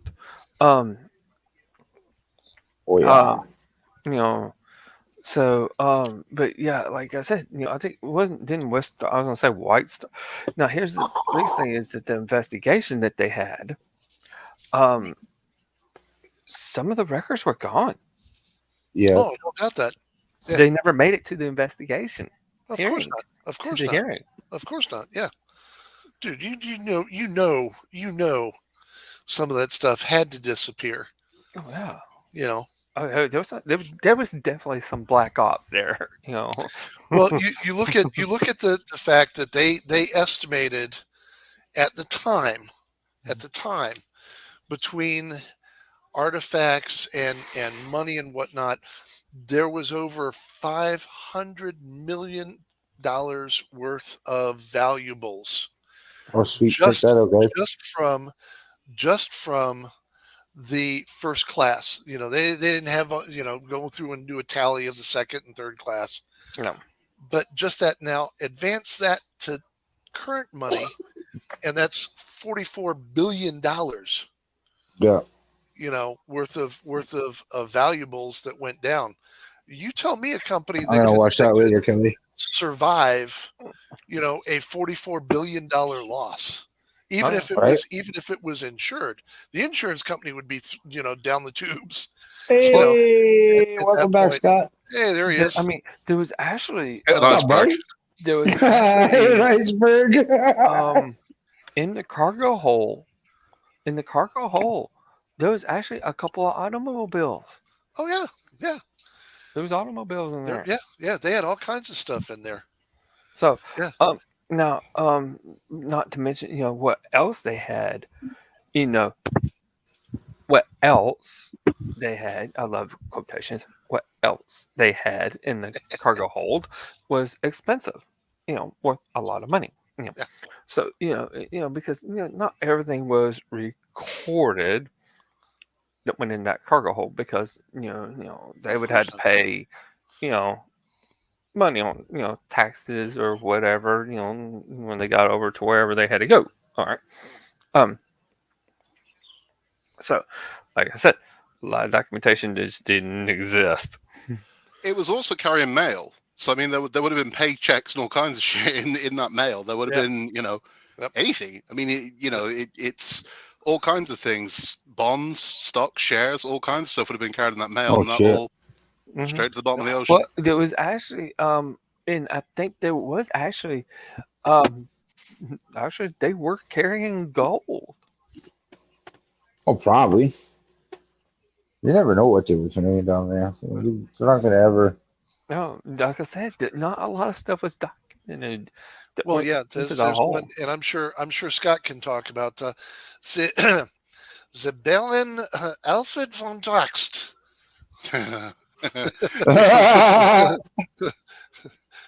who was, well, he was known as Alfred Nerney but to most folks.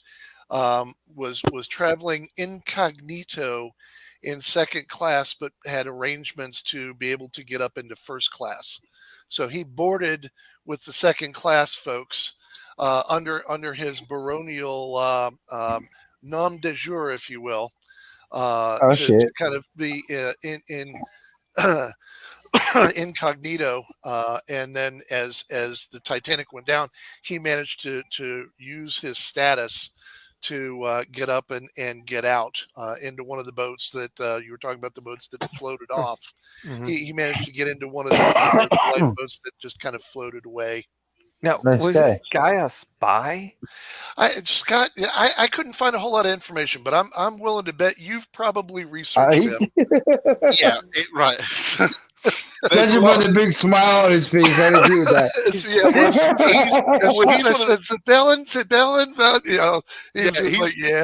He's one of the good ones. He sounds like a Bond villain, right? Everything you read about him, like, Jesus. And it's like everything, even the whole, he was second class, but he was second class, but could work his way into first class. Like, how? And it's like no one else had that. And does that work? Well, I mean, because here's the thing, though. It was all segregated. It was all segregated. Yeah. Third class was segregated from the second class. Second exactly. Class so you want to talk conspiracy theories? There's one to figure out. How the hell did he get from one to the other? Right. I'm trying to find the guy's name because it's. If I say it, I'm going to get it wrong. So I'm trying to find it written down. But there's one guy in particular that was on board, and it's going to bother me that I can't find his name. But he was. Scott, he was similar. Don't call me at 2 a.m. going, I got it. I got it. I figured it out. Do that. I had an answer. He was a doctor. He was on his way back to New York from Europe, and what he'd just been doing in Europe was he had the. Now you tell me what this sounds like, right? This is a very early example of it, but I've heard this story 1,000 times now. What he'd do is he would invite widows to come and spend time on his ranch for wellness. It's like, well, no, we'll get you better. And they'd spend like the last 6 weeks of their life or 8 weeks of their life. Now, bizarrely, all of them only lasted about 6 or 8 weeks after going to the ranch. So regardless of what they were suffering from, 6 to 8 weeks later, they all passed away. And as if by magic, they all named him as the sole beneficiary of their estate and their wills. Oh, shit. So, right. So these women will go and spend time on this. Exactly. They go and spend time on this guy's ranch. But, oh, no, you'll come out. You'll see the horses. We'll get some air. You'll feel a lot better. It's something I do for my preferred patients. And he was, he was suave. He'd romance them a little bit. And then preferred patients. Got it. Preferred patients. And then unfortunately, she'd take a turn for the worse and she passed away. And then magically, he's the sole beneficiary. So he was actually on his way back from Germany, where she had left, the last one had left her entire estate to him, and the family are disputing it. They're going, who's this guy? And it's like, we've never heard her mention him, and he's just got all of our inheritance, and it was a lot of money. So he was basically a confidence trick. He was a Lonely Hearts guy. If you've ever seen that show or heard the podcast of Dirty John, he's the earliest version of Dirty John. Oh, he was on Titanic. He was a con. Yeah, them drinking the Kool-Aid. He perished on board the Titanic, so not everybody that died on the Titanic didn't deserve it. But I guess not. So he went down with the ship. But the German guy you're talking about, again, I've tried to find more about him because he's one of the stories I wanted to do, but you just run into dead ends. Yeah. And this is the weirdest thing. You go looking for information about him, and it just shuts off, and you end up looping and going back to where you were, and you're thinking, who was this guy? Yep. So Sling, you may be right. He may have been a spy. Question is for who? We touched on that. It was what? Right at the end of World War One. It was 18 months before the start of World War One. So again, it makes you wonder who was this guy and what was he doing? I would say he was a spy. I think he was a German spy. It's a good possibility. Like I said, I looked for info. When I came across him, I'm like, who in the hell got from second class to first class? And why was he so special? What makes him so special? Yep. Yeah, that they could do that. We went there, Giveaway. Yeah, we went down that rabbit hole. You can, there's a thousand. There's all kinds of them. My thing with conspiracy theories in general, and this is just me, this isn't everybody. I mean, again, I always believe there's no smoke without fire, and they might not be as the conspiracy theory is, but there's normally some smoke there. My thing is, and it's a horrible thing to say, but it's true. Life just ain't that interesting. I think a lot of the times the most obvious answer is normally the right one. So when it comes to conspiracy theories, I'm like, I like it. It's a good way of managing the story. But typically you go, unfortunately, life's kind of boring. I mean, a lot of the time it's like, nah, it's just what happens. I think conspiracy theories they don't go down the rabbit hole. Some of them are just so far out there. No, I think a lot of people forget the theory bit. Well, no, right? Some of them are just like way out there, like just an idea. Well, yeah, but what I'm saying is, everybody says, "Oh, you don't want to go down that rabbit hole." Well, conspiracy theories really don't go down rabbit hole. I think they go down outhouse holes because by the time you get to the bottom, you just find nothing but shit. We talked about that earlier too. The fire. The fire had started and had been going for 13 days before the ship took off. So I said that's why they went so fast because there was a fire. I had to be going fast too. Like fuck this shit. Let's get to the other side. That's just one of the things they said. And this is just one of the rumors, isn't it, about the fire? Oh no, the fire happened.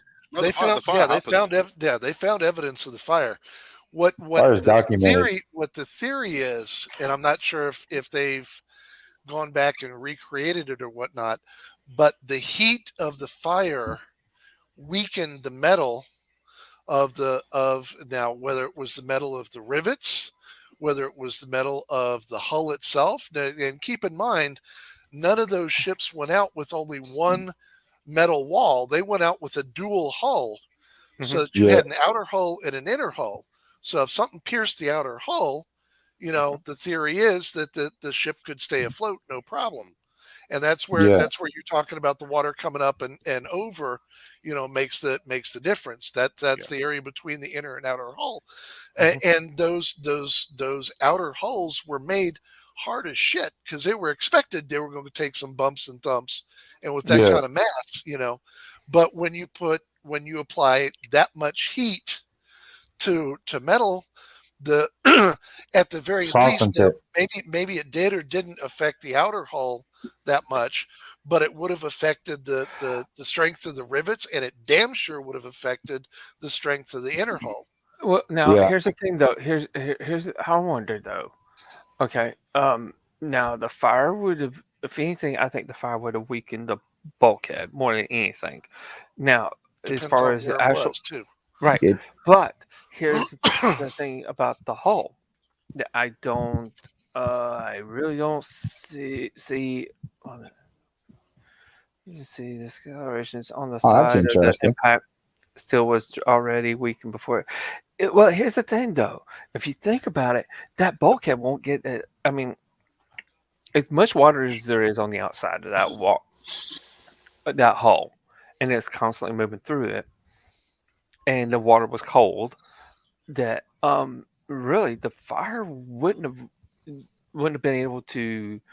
I don't think it would have weakened that hull that much. I don't think it would have had a major impact. It would have had an impact. It would have been a factor, not a huge factor, not the be all and end all, but it definitely would have contributed to it.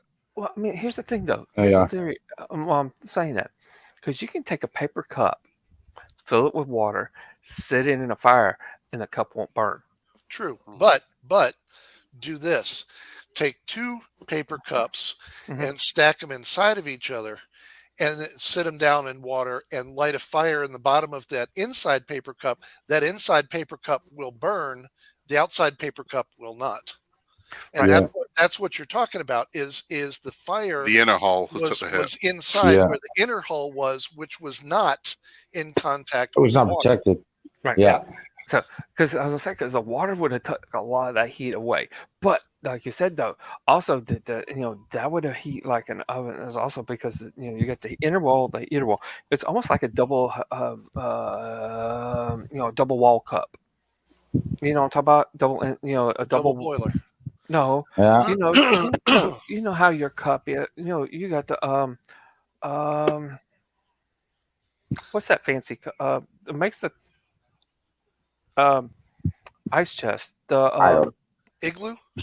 No, not igloo. The fancy, the expensive one. Oh, sorry, that's out of my league. Yeah, I don't do expensive. Oh, anyways, but you got your double wall tumblers. You got the one here, you get the air here, and then another one. Yeah, so that's why your cold, the liquid can stay cool in here. It could be hot out here, but this is staying cool because that air keeps that barrier from that heat transferring over. So the same thing could have happened there. If you had your inner wall, your outer wall hull, the fire's on here on the inner wall. So this thing, that air pocket there act like a barrier between this and that. So which that in turn would have heated that air up more. Well, it would have, but again, that's the whole thing is the inner hull would have been the one that got superheated, and not the outer hull because of the water. Now, Dark Knight's got a very good point here. Is when you have something that's hot like that very quickly comes in contact with a lot of cold water. How many times? Ice cold water as well. Yeah, exactly, and that would have also made the metal more brittle too. Now, then they had the fire out before that water would have hit it. It was. I mean, the thing is as well. It is the major factor. The major part of it, yes. It's not so much the hull. What the fire would have affected is again what we've talked about. The bolts. The bolts were shit. So it's again, if those had been heated up. I mean, again, if you want to loosen a bolt, heat it up. You know, I mean, it's one of the easiest ways to do it. If you've got a bolt that's tight and you're trying to get it undone, you apply some heat, it's going to come off. Yeah. So I mean, again, the fire. I mean, when we say the fire inside the Titanic, it wasn't a raging inferno. There weren't flames licking everywhere. The coal store was on fire, so it was generating heat. So that place, and then also the natural heat that was coming off the engines and the boilers as well. It would have been hot as hell down there. So it would have played a factor. If you do, funnily enough, we talk about conspiracies. If you do want to go down a rabbit hole of conspiracies, a great one. It's a weird story. It's not Titanic, but it's certainly maritime themed, and it's around about the era. Google the SS Aurang Medan. It's Ourang space Medan, Medan. I've heard the weirdest story you'll ever hear about. Do that again. SS what? Ourang space Medan. Medan, Medan. Weirdest story you'll ever hear about. You rang? A ghost ship. Ooh. Yeah. So somebody boarded the boat. They tried to radio through to them and they got no contact. One person boarded the boat, and what he saw was everybody on the deck of the boat dead, but frozen, almost like statues, pointing up at something, all with a kind of a horrified expression on their face, almost like they were petrified. Every single person pointing up in the air. And then it set on fire almost the second he stepped on board the boat. He got off the boat and the boat exploded. But that's what he said he saw. Now, damn. No one knows why or how claims he saw. What he saw was everybody on board the boat all pointing up in the air, horrified, petrified bodies, and then the boat exploded. No one knows why, but that's one of those weird stories that kind of. So yeah, my God, there are dozens of people that are all over that thing. Like, I think it was this, and I think it was this, and that's a fascinating one. Titanic, the amount of conspiracy theories on Titanic are ridiculous. I mean, there are hundreds from. Everyone's got a theory on, had they have hit it head on, would it have been better if they'd have avoided it completely? Would it have hit the back? Would that have changed? Was it an insurance job? Was it really the Olympic or the Britannic or the Titanic that sank? Was it an insurance job? Was it? It goes on and on and on and on. There are literally hundreds of them. Well, I mean, because I think the reason why we have more, stuff with back then, we had more conspiracy theories to stuff like that is because we don't have, back then they didn't have people going. Yeah. Well, this is the thing. I mean, if you think about it, if we didn't have that, hang on for one second. Let me address that one. Even if, and in the cases where they did have people documented, you've got the JFK assassination. Mm-hmm. Okay, with the Zapruder film, which I'm sorry, back then, it's a camera that ran film. There wasn't any digitizing, there wasn't any Photoshop enhancement. It ran the way it ran, and you follow the Zapruder film, and you look what happened to the Zapruder film. It disappeared. Yeah. Until not too long ago. Sorry about that. Even that, I mean. Even that there is old RKO newsreel footage, old black and white silent newsreel footage of what they claimed to be the Titanic. Yeah. And it was made at the time. And what they did was there was very few images, still images or video or film images of the Titanic. So they filmed Britannic and Olympic, which further feeds into which one actually sank, because what they did was they filmed on board a deck which was very similar to Titanic and claimed this is the Titanic, where it isn't. So a lot of the photos that go out these days claiming to be the Titanic aren't.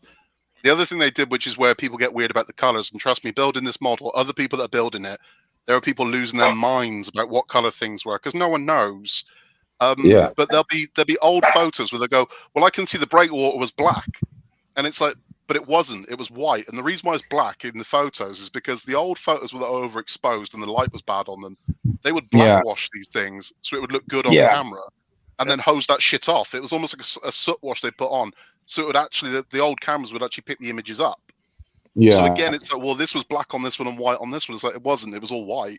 It's a really weird kind of, it's just part of the mystery of it. There's so much documentation missing on the Titanic about what it was and what the specs were. But then we've got loads of documentation on weird things like you said about the electric baths. They had electric horses on board in the gym.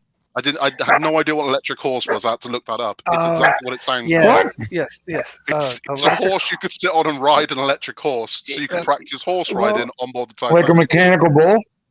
Yeah, pretty much. Yeah. Just nowhere near as fun. It was just this thing that would sort of trot, so you could work. Yeah, I don't know. I'm sorry. I think your balls are going to hurt the same way either way.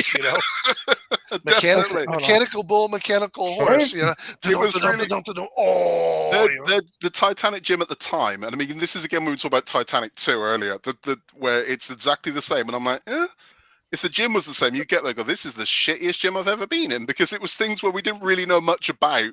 Yep. Body mass. It would be old medicine balls and things like that, and you'd be like, oh my god! But at the time, that was the ultimate. Yeah. Okay, here we go. The electric bath was featured on the RMS Titanic inside the Turkish bath. Women could use the bath during the morning hours. Men could use it during the afternoon and evening hours. A ticket was required to use the bath and could be purchased from the bath attendants for 4 shillings or $1. Yep. Which would be about $50 now. Yeah. To take a bath. So I'm sorry, I still submit electricity and water don't mix. Don't put me anywhere near a freaking electric bath. No. Okay. So this is okay. It was on the F deck, first class.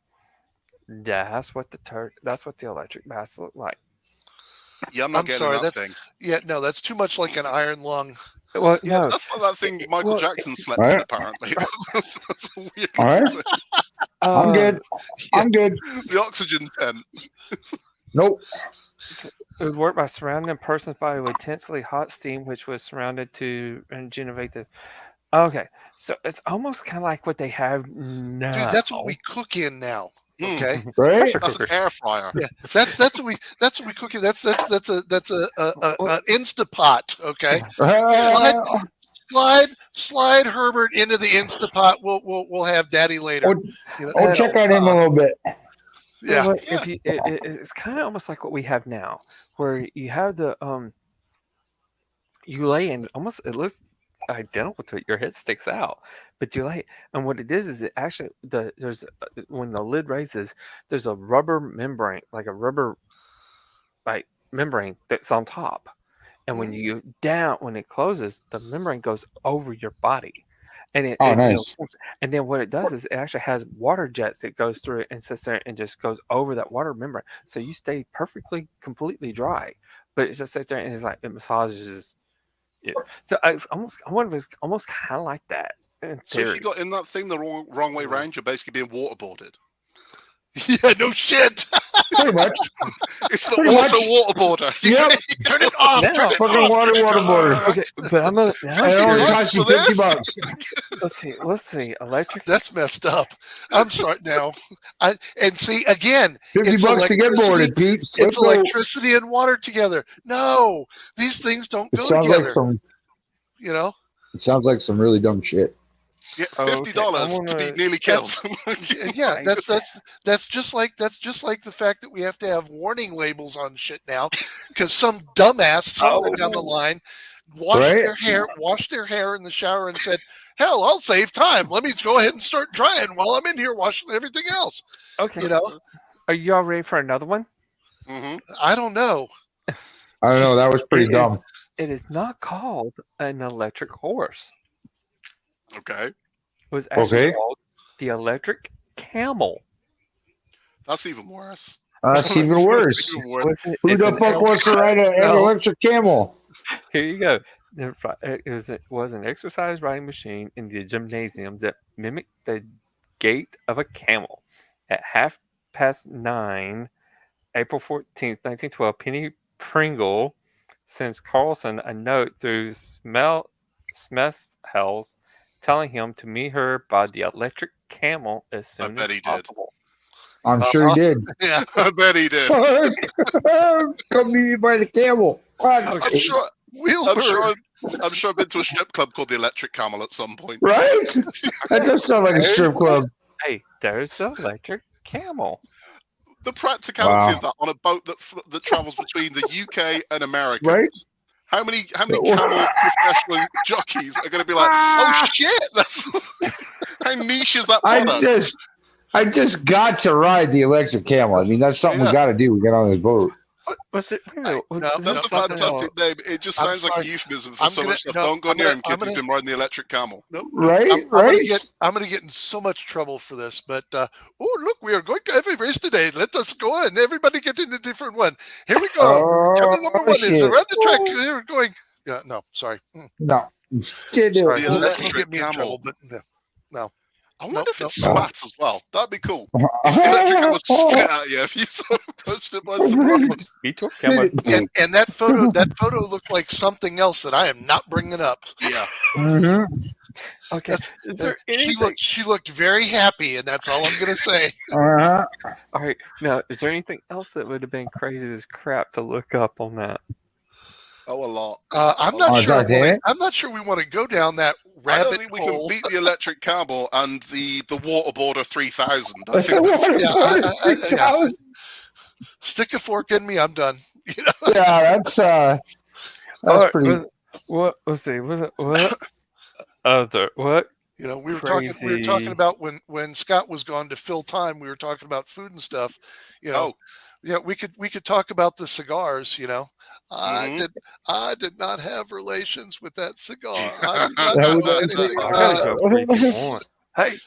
It's crazy the amount of food they went through on the Titanic. Oh yeah, 40,000 eggs in a day. A day. Yeah. That's a lot of chickens. Hey, you know what? Sorry, Sling, but this is one of the ones we were filling a little time with when you were gone. Nowadays, we were talking about the fact that nowadays to get fresh water on a ship, you use reverse osmosis. Mm-hmm. Back then, have you in your research, have you come across anything about what they said about how they handled fresh water? Because they were drinking 14,000 gallons a day. Yeah, I'm sure they didn't have bottled that much. No, but they had fairly humongous water tanks on board carrying fresh water for when they took off. They did have filtration. They did have filtration, but it was very slow. So things like toilets, showers, baths typically would have been salt water. But actual drinking water, they did have a supply of it, but then they would have filtration systems as well. Now, the boat was only floating for like 6 days, 5.5 days at a time. So it's doable that you could have enough there, but there was a filtration system on board. Wow. I mean, it never got used because it sank before obviously not. Before they turned it on. But there was one, and the think about the water displacement just for storing that. Yeah, right. That's insane.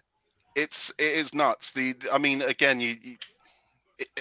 It's an example of, but I mean, it's kind of, I mean, modern boats as well do something similar. But another thing as well that is key to this is the water wouldn't have had anywhere near as much shit in it as what we do today.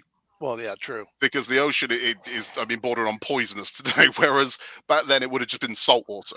Well, so not to mention you look at things like the Fukushima plant, which is still dumping, toxic radioactive wastewater back into the Pacific. No.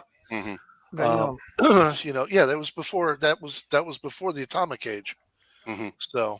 I mean, again, it's like the coal storage on board. They had enough coal to power that thing for like 9 days, but they needed 6 days worth. Yeah. So again, it's the same with the water. The amount of, but typically anywhere where there was running water, which would have been for baths and things like that, would have been salt water, which is similar to. I mean, if you ever visit anywhere in mainland Europe, Spain, places like that, typically that's the same thing. So the bath water and the water that comes at the faucet is salt water. Yeah. And it's the same thing. You find that out the hard way when you first visit one of these places where you brush your teeth in the morning. Okay, yeah, and it's one of those. That's better than talking about recycling. Okay. We'll just let that go. Yeah, we were. I was saying, like ships today, the cruise ships today, they have like they use reverse osmosis, and they also have like a sewage treatment plant on their ship. Yep. Now, back then they said that the Titanic used a pasteurization type filtration system. But now, you were talking about how many eggs that they used on the Titanic? 44,000 a day. Okay, you ready to hear what cruise ships fun facts that cruise ships today do? Oh, I'm sure they do worse today because there's more people on Wow. board today. A ship that More people carries eating. a ship that carries 3,500 passengers use 600 pounds of butter per day. Mhm. No wonder you That's get fat. mad. No wonder you get Well, this fat is on a cruise. this is the Oh, thing. dude, what's there to do on the cruise? You eat Oh. and drink. Yeah. I Right? can't even picture 40,000 eggs. I can't picture Right? what one That's day's a worth of lot. eggs looks like, Oh. and where the fuck you store that. It's Okay. like, that's a lot of eggs. 40,000 eggs. Are you That's a ready? lot of fucking Between eggs. the inner and outer hull where it's cold. Just All fill it with right. eggs, you'll be fine. Yeah, that's it. That's it. Okay. Are you ready? Insulation. Are you ready for me to continue? Go for it. 250,000 eggs per week That's insane.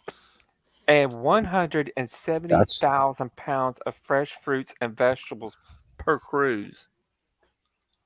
Naturally, there are more hands on deck in the kitchen. And actually, if you said 250,000 eggs in a week Per week.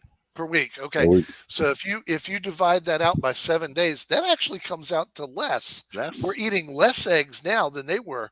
It only comes out to almost 36,000. There was a weird thing with that in Britain up until I think about 1950 something. It was something like 90% of the nation had bacon and eggs for breakfast every morning. Oh shit! Now there's like less than 50% of the nation eat breakfast in the morning. But it used to be that was standard. So bacon and eggs was just standard. That was it. Bacon and eggs every morning. Yeah. So yeah, I can believe. I mean, if each passenger's doing 2 eggs with breakfast and then using eggs to make the cakes, because they had a hell of a bakery on board as well. So using eggs for cakes and all kinds of things, and yeah, it's no surprise to me that they're getting through that much stuff. Yeah. But it's Well, I mean, you got to figure it's got all the bakeries, all they're having to use eggs not only just for food, but you got all the eggs for the bakeries, because they make their own bread. They make I want to go see their pantry. That thing must be huge. It's huge, Yeah. dude. There's what was it? Is it on There's Amazon? there's a video. I want to say it was on either Netflix or Hulu recently, where they were talking about the secret life on board a cruise ship. That's what I was fixing to say. Yeah. and one of the things they talk about is this long corridor down in the bowel that runs from one end to the other, where they're actually bringing stuff on and off through several different doors. And areas. Yeah. So you're talking about the food and whatnot. It all comes in there and then gets dispersed out to different places on the ship. And it's amazing. Really good. It's a good show. And they also talk about only the food coming on. I mean, everybody pitches in. Even the pool guys come in to pitch in when food comes on.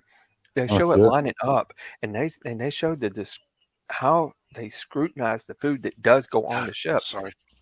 They look through it, and if one thing's bad, they send the whole freaking thing back to get another shipment in that day. Well, they got it. You don't want an E. coli outbreak on a ship, do you? I mean, then secondly, and they have to be all food pallets have to be smelt by a dog before it can go onto the ship. Yep. Wow. Yeah, it's amazing. If you get the chance to watch the movie on that, it's very telling, and it's also very eye-opening.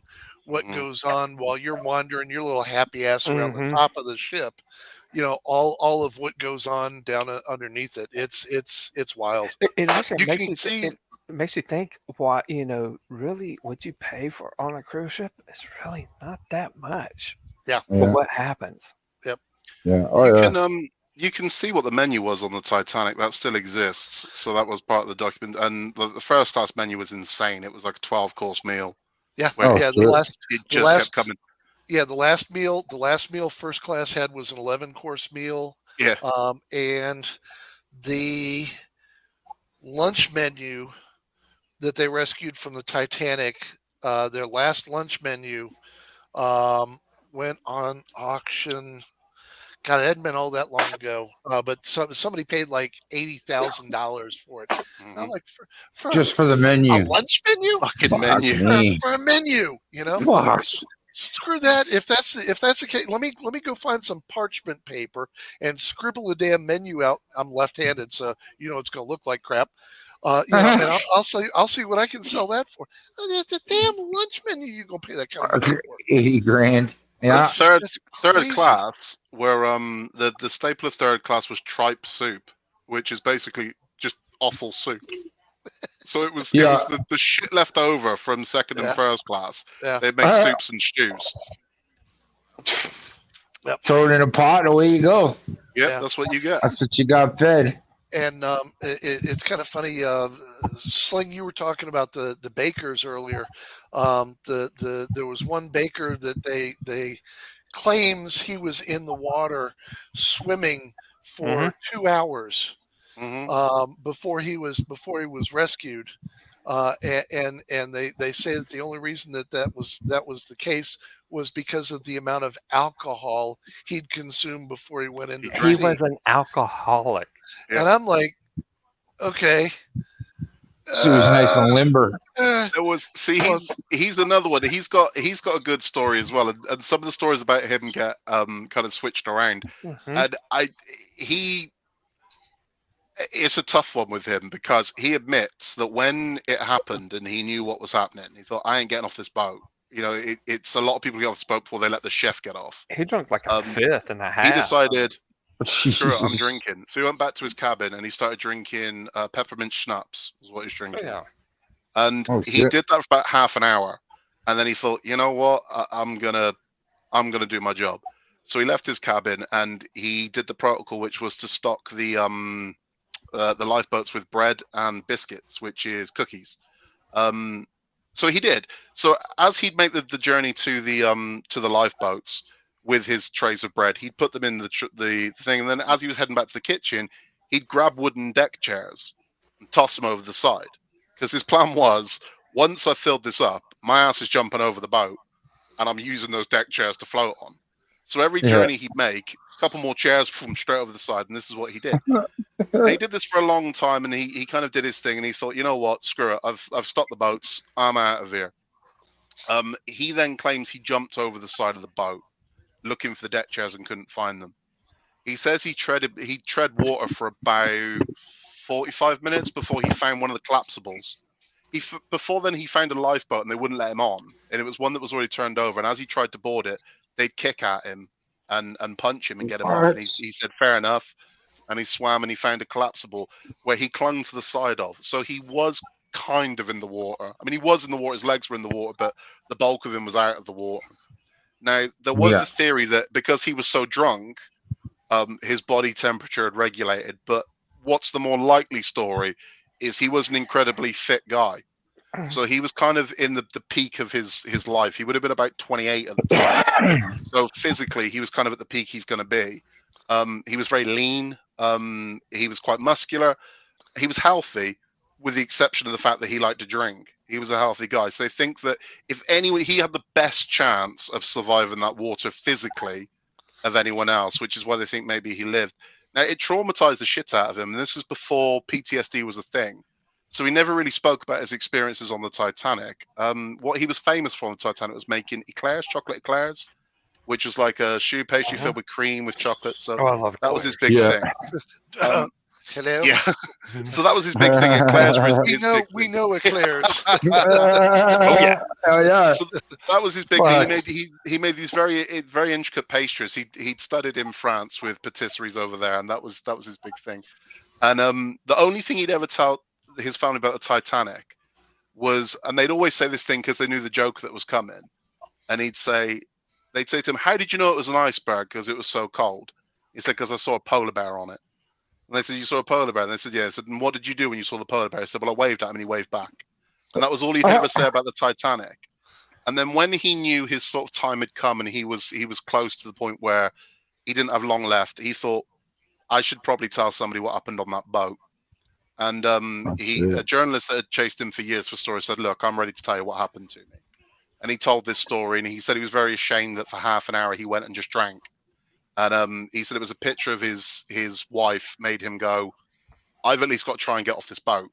I've at least got to attempt to get off this boat. I can't just sit here drinking. Because at that point, he just kind of had accepted the fact that, screw it, this is it for me. And then he thought, you know what?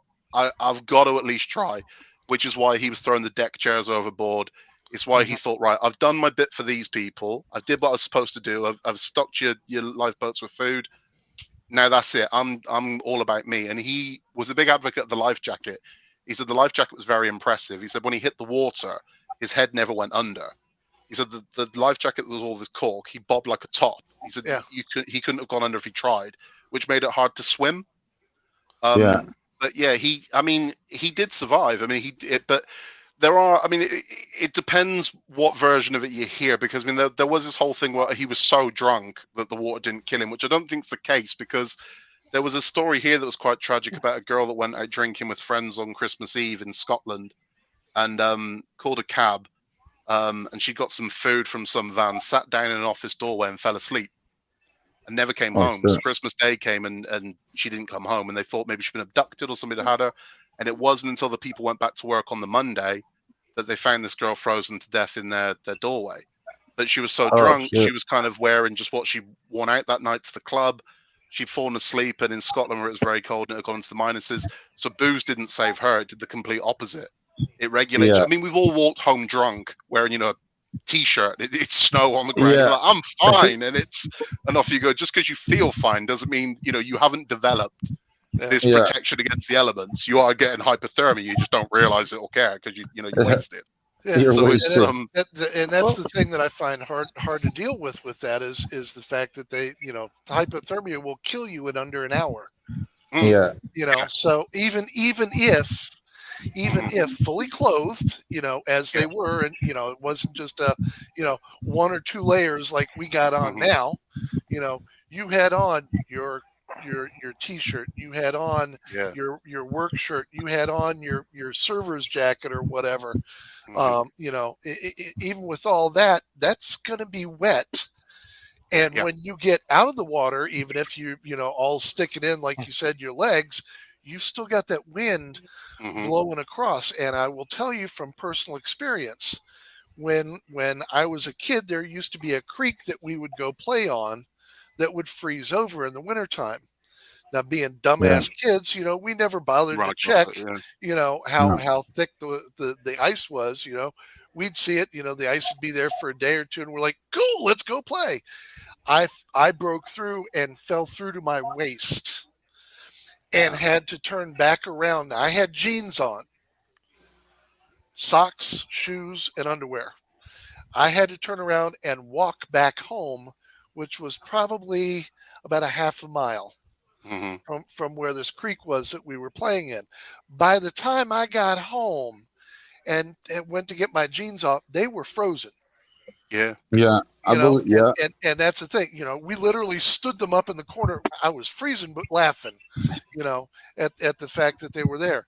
And I will tell you something. I was miserable. I was this shy of having hypothermia on my toes.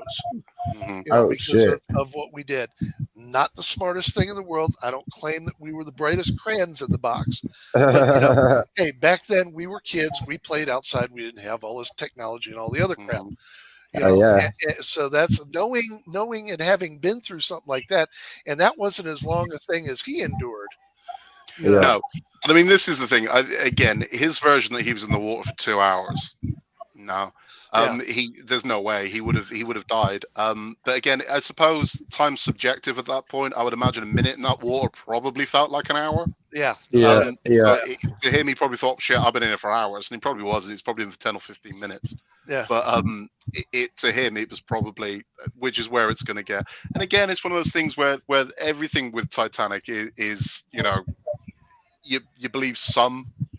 Half of some, none of the others, and it's kind of it's there's a lot of it. I mean, it's even the song. I mean, the song that famously was close to my God to thee, nearer my God to thee, nearer my God to thee. There's a lot of people that dispute that was ever played on the Titanic, but everyone believes it was the song that played as the boat went down. But there's a lot of evidence that says it wasn't. but it's cemented in the history of that boat that is what was played. Well, is there a copy anywhere of the book of sheet music that was handed out to the musicians before? No, that was one of the things that personally I was stunned. It was like 300 and some odd songs that every musician had to learn before the ship, and they had to know it in case somebody in, God forbid, first class asked them to play it. Was that on there? If that was where on it came there, from was when the Lusitania sang, they did all stand on the deck and sing Nearer to Thee, My God. That happened on the Lusitania. Okay. Now, everybody that remembers the sinking of the Titanic, now it's not dispute on whether or not it was played, it's whether or not it was played as the last song as it went under the water. Right. So there's one eyewitness account of that song being played, and it was from a lady that was in Lifeboat 6. Now, Lifeboat 6 was the first boat to launch, and it was that far away. There's no way she could hear what was being played an hour and 45 minutes later. Now, I think what else perpetrates the myth is Wallace Hartley himself said in an interview, they asked him about the song, which had now become synonymous with the kind of well, that's it song, it's We're Going Down, whether or not he'd play it. And he said no. In an interview about 6 months before Titanic sailed, he said, no, I wouldn't play it. I would keep it for my funeral. And at Wallace Hartley's funeral, who was the band leader, they did play that song, which I think adds to it. And it's very poignant. And I've discussed it on my channel, this one before. And I think if they did, brilliant. But if they didn't, I think it's a little harmful to their legacy, because the one thing I love about the story of the band is what they didn't save lives. It didn't save themselves, but they did what they could do. So what they did in that time of abject fear, knowing full well they would have been as scared as everybody else, they did what they could. They did something. There were a lot of people on board the Titanic that did nothing. Right. They thought we can at least bring some calm. And it's an incredibly respectful thing to do, where, like, look, fellas, we're going to play. We're going to do what we can do in this shit situation to keep people calm. So if somebody has then gone, do you know what would have been better if they'd played this song? Would have made that so much better. I think it kind of shits on their legacy a little bit, where it's almost as if what they did wasn't good enough. Yeah. They should have played something poignant at the end, because the bulk of what they played was actually upbeat music. They played kind of ragtime and contemporary music of the time. Yeah. And I've got to be honest, I think if I'm on the deck of the Titanic and it's going down, I don't want someone to start playing what's essentially the Death March. I think, what the fuck is it's like? Yeah, it's like playing, and now the end is near. You think, oh shit, what are you doing? So there's that degree to it, because that's essentially what that song is. That song is the "Now I'm Dead." That's what that is, and it would be it's like being in a burning building and someone saying, you know what, to lighten the mood, I'm going to put Disco Inferno on. And Disco Inferno on. I don't know. I can see that from a certain perspective, but I think it'd be just as bad to play, yakety sax from the Benny Hill show, as it's going out. Everybody's running around. There's actually something else I do on the channel at the moment is I'm watching every Titanic film. So every film that's been made about the Titanic, I'm watching, and there's going to be a list of which is the best, which is the worst. And one of them, if you've got 60 minutes of your life that you just want to waste completely, you're never going to get back. There's a cartoon called Titanic, The Legend Continues. And it is hands down the worst movie ever made. I don't say that lightly. I'm including Sharknado and everything in this. It is abysmal. Whoa. The reason I mention it is because worse than Sharknado? Oh my God. Right. It's basically someone has said, right, rip off as many elements of Disney movies as you can and put it on the Titanic. It's culturally insensitive. It's so bad. But there's a scene in it that comes out of nowhere. And this is why I had to watch this movie. I'm thinking, I've got to see this, because there's no way this is true. Halfway through the movie, for no real reason, a song starts playing called Party Time that involves a dog who starts doing a rap. And what? So this dog starts rapping, and the dog doesn't feature in the movie at all, right? So he's not a character in the movie up to this point. So this dog appears wearing a baseball cap and high tops and shit, and just starts rapping on board the Titanic to a song called Party Time. And I'm like, what the fuck am I watching? What's amazing is someone took the footage of James Cameron's Titanic where the boat's sinking and edited it to play the song Party Time from Titanic: The Journey into the Legend. Oh my god! It's ridiculous. That is insane because it's in such bad taste. You're like, who thought this was a good idea? Now, I like the idea that someone thought behind the idea. How do we teach kids about the Titanic? Let's make an animation about it. And I think it would have legs. If you could do it sensitively, I think it would be a good idea. This just isn't. This is done so bad. And it's amazingly bad. But there are terrible Titanic movies. So now, I've gone through a lot so far. They did a movie about it within the first or second year after it sunk.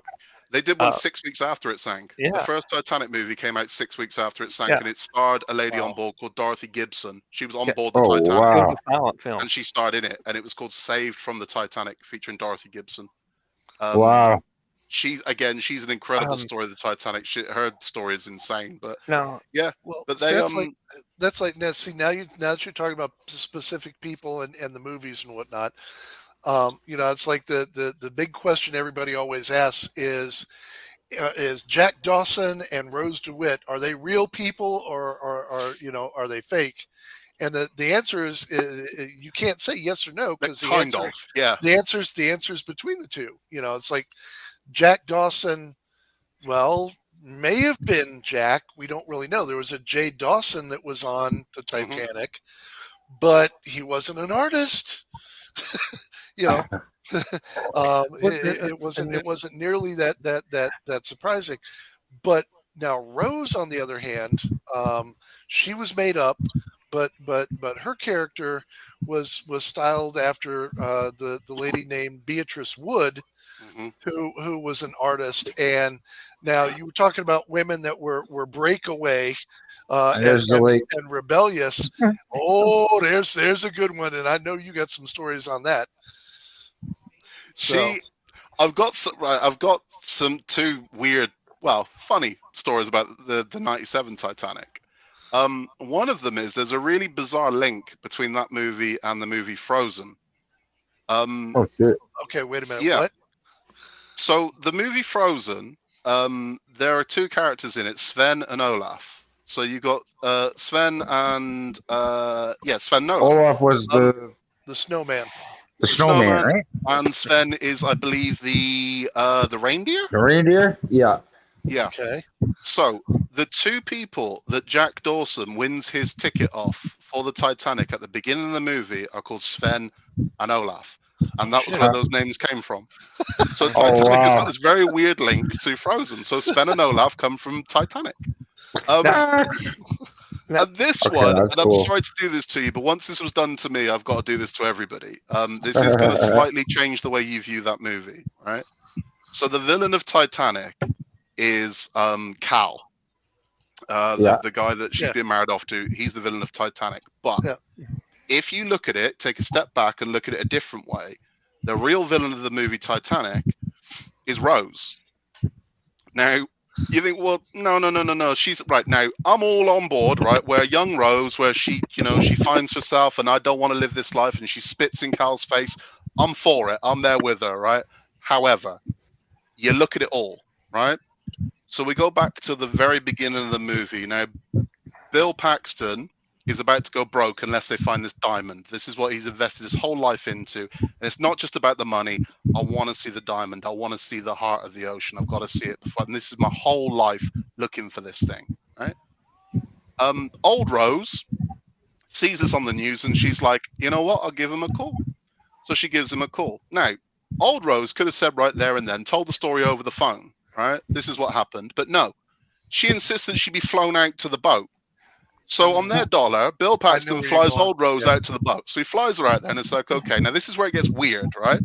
There's a scene in Old Rose's room where you look at everything she's put out in her room, and there are pictures all over her room because she won't travel without all of her equipment. She says this. So this big trunk comes with her, and she sets the room up to look like her room. And every picture is of her. And you see her where she's flying a biplane, and This is her in Africa. So, and okay, now let's say this way, Chris. I come to visit you in Canada.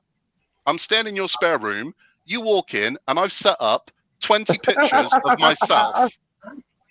You're going to think this guy's a fucking sociopath, right? So it's just, there's a picture of me, not pictures of my kids, not pictures of my wife, just pictures of me all over the room, right? And it's like, just you hanging out. She then spends 3 days telling them the story. And it's like, okay, where are you going with this, Rose? We're listening. You're going to tell us about the heart. It's you in the picture. And she tells the story.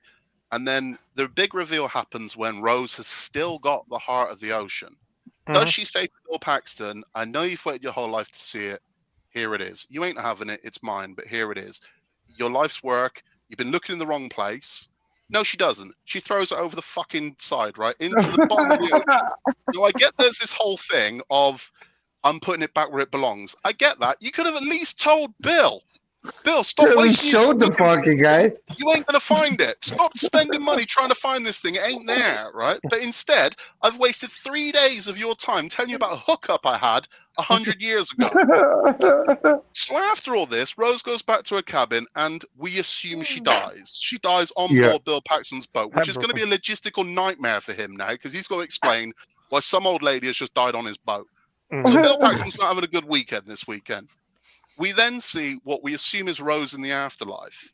And Rose walks through, she goes through the door, and on the grand staircase, there's Jack waiting for her. She takes his hand and off he goes. Now imagine if you were Rose's husband that spent 60 years with Rose, had kids with her, and you're waiting in the afterlife. You're like, well, come on then, Rose. Oh, so right, so I have kids with you, I spend my whole life with you, and you've just gone with some fucking hookup from 100 years ago? Are you kidding me? I love it. And that is why Rose is the villain of the Titanic. She's definitely. I think you left one thing out. There's one also quintessential thing. That's hilarious. Is when she throws that diamond overboard, she goes and smiles when she does it, like, oh, fuck you.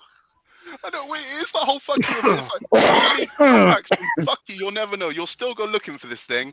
I'll never fucking tell you. You're never going to find it. That shit's me. I mean, how much is that thing worth that she just threw over? Exactly. And it's like, so fuck my family, who could probably live comfortably for life on this thing. I've just thrown it in the fucking ocean. Yeah, it was supposed to be the biggest diamond in the world at that time. What's up, Brooklyn? Sorry, and a blue diamond at that. Yeah. They also tell you that on I gotta go check on the stock market crash, Cal kills himself, loses all his money and kills himself. And it's like, it's not your fucking diamond, it's Cal's. Once you ended the divorce to him, you should have given him back. Cal would have had some money. Cal would have thrown him out the fucking window. They weren't even married. That's the whole thing. Yeah. She was his fiance. She was a thieving little bitch, wasn't she? Oh, Rose. It's another way of looking at that movie. But the one thing I will say is I do like the 97 Titanic. I think it's a great film. There are massive inaccuracies in it. I mean, the biggest one is them standing at the front of the boat. It was inaccessible. You couldn't get to the front of the boat to do that. So that's impossible. Yeah. There's no way they could have done that. But the better one for me, if you get a chance to see a film from 1956 called A Night to Remember, it's a fantastic film because it stands out from the other Titanic movies for one main reason. It has no story to it other than the sinking of the Titanic.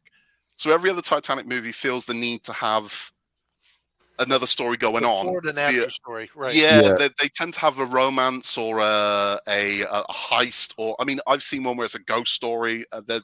This one doesn't. This one is almost done like a documentary, where it's like, this is how it started and this is how it ended, and these are the events of that evening. And even though it's been the 1950s, it's a black and white movie. I think the black and white kind of helps it because we always imagine the past as being black and white, and the black and white kind of makes it of that era. Yeah. And the effects still stand up. I mean, some of them are a little bit shonky, like the iceberg looks a bit, but the rest of it stands up well, and it's just as it happened. And it's a fantastic film, but A Night to Remember is called. It's on BritBox. If you have access to BritBox over there, you can see it there. You can get it on Amazon for a few bucks, but it's a really good film, and it's well worth anyone's time. Out of all the Titanic movies, I would say it's that, the 97 Titanic, and everything else is a very, very, very distant third, because there aren't many good movies about it. There really aren't. There's a lot of bad ones. Titanic 2 is particularly bad. Titanic 666 is even worse. That's one that came out this year, about zombies on board the Titanic. Oh my God. See, that's the thing. The world has gone to shit after The Walking Dead. We have gotten so zombified. Sorry, and I can't even say The Walking Dead because you got to rewind to before Night of the Living Dead, and then we had Dawn of the Dead, Day of the Dead, Day After the Dead of the Dead of the Dead. You know, Dead of the Dead of the Dead of the Dead, dead. You know, I want to be away from the dead to dead. You know, what's amazing about Titanic 666 is it's actually a sequel to Titanic 2, which itself is a sequel to Titanic, but not an official one. Oh so Titanic 2 is made by a company called Asylum that make what are known as mockbusters. So they make films that kind of sound like other movies. So they made Transmorphers was one of them. And it's like, which is kind of a Transformers ripoff. And they made one called X-Terminators and things like that. And then, so they figured out we could make a film called Titanic 2. And the makers of Titanic can't do shit. Because it's not built as a sequel. It's built as Titanic 2 is a new boat. So that's what that one's based around. And it's about social media influencers taking this Titanic 2 voyage. It's fucking terrible. It's really bad. You can watch the whole thing on YouTube. It's terrible.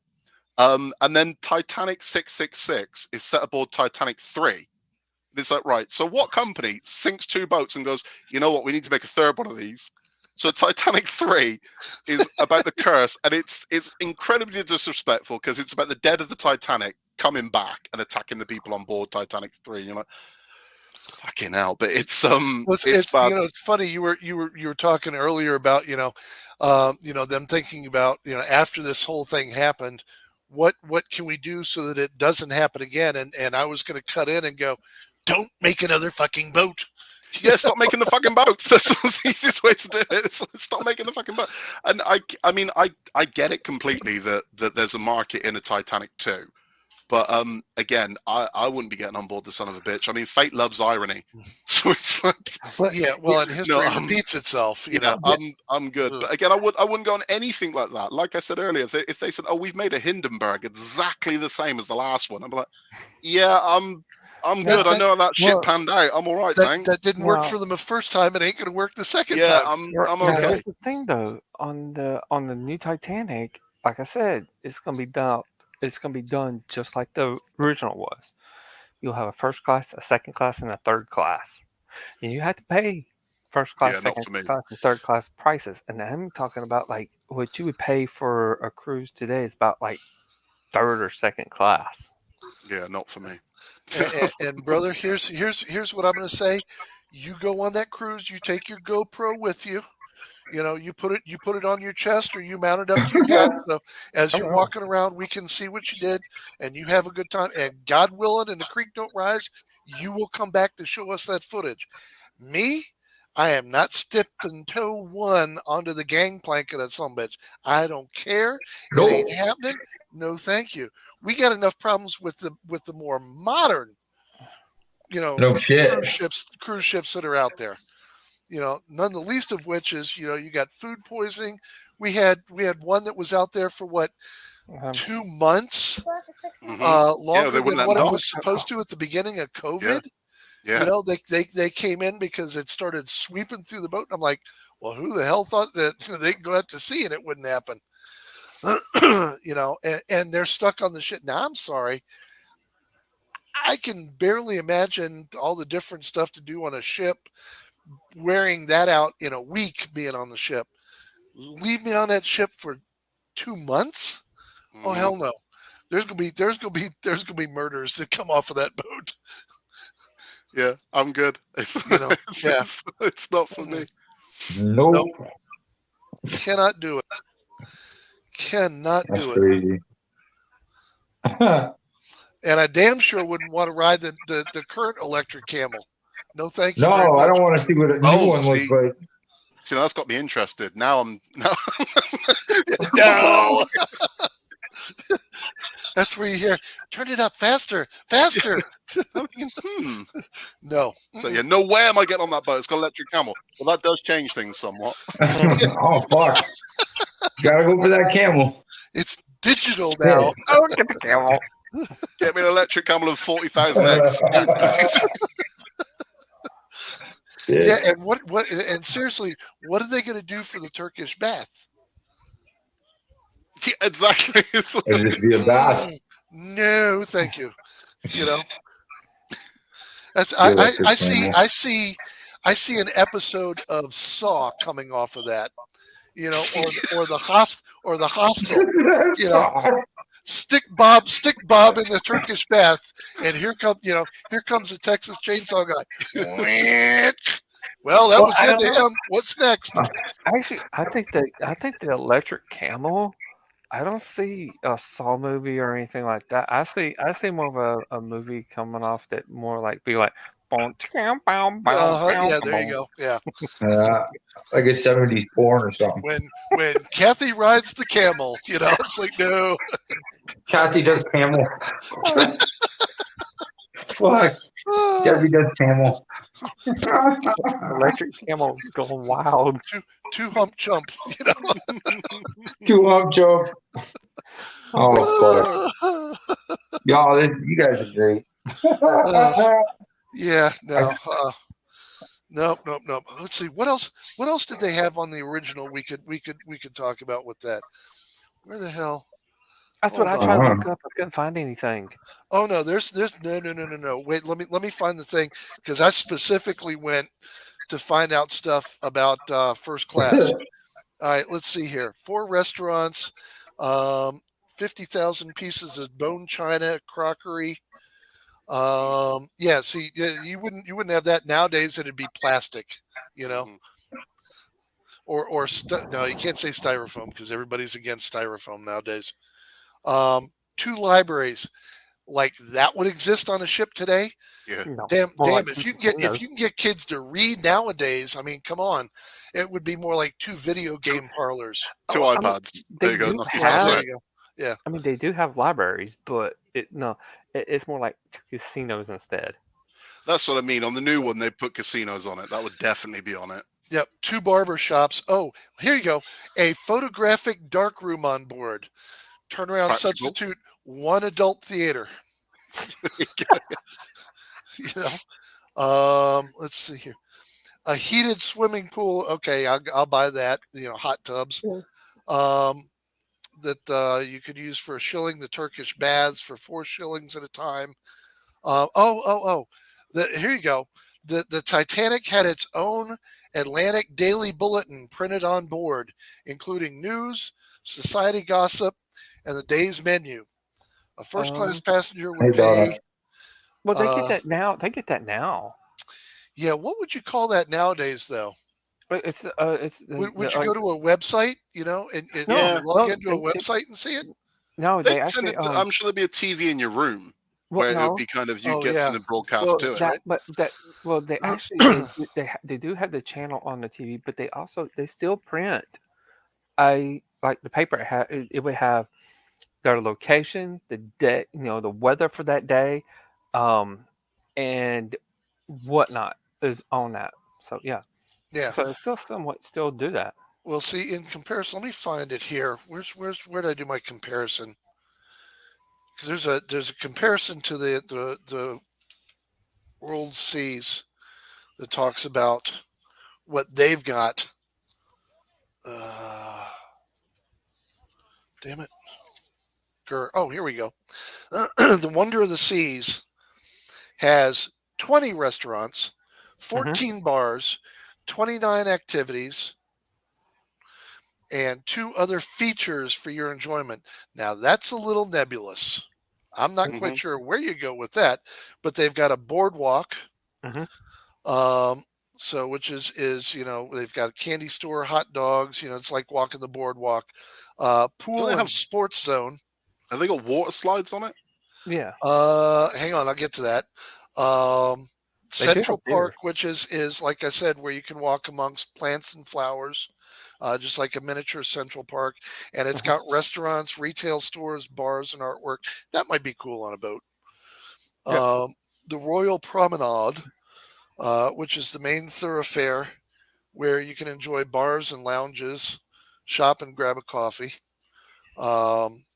Entertainment place, I mean, they got theater too. Comedy club, ice skating rink. There you go. Yeah, ice they skating have rink. ice skating rink. Theater and a casino. A youth zone for kids. So it's got a teen club and it's geared towards kids.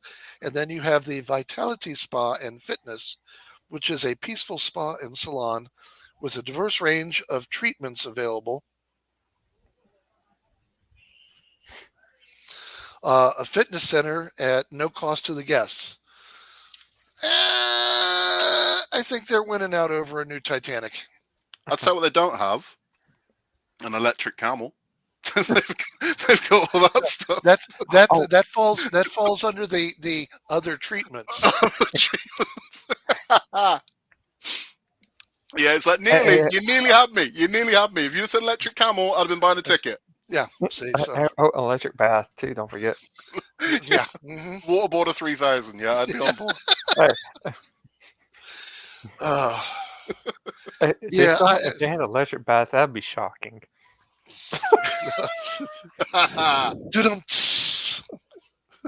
Okay, gentlemen, it's time for me to say goodbye. It's gone 11 here in the UK now, so it's time. It's been fun talking with you all.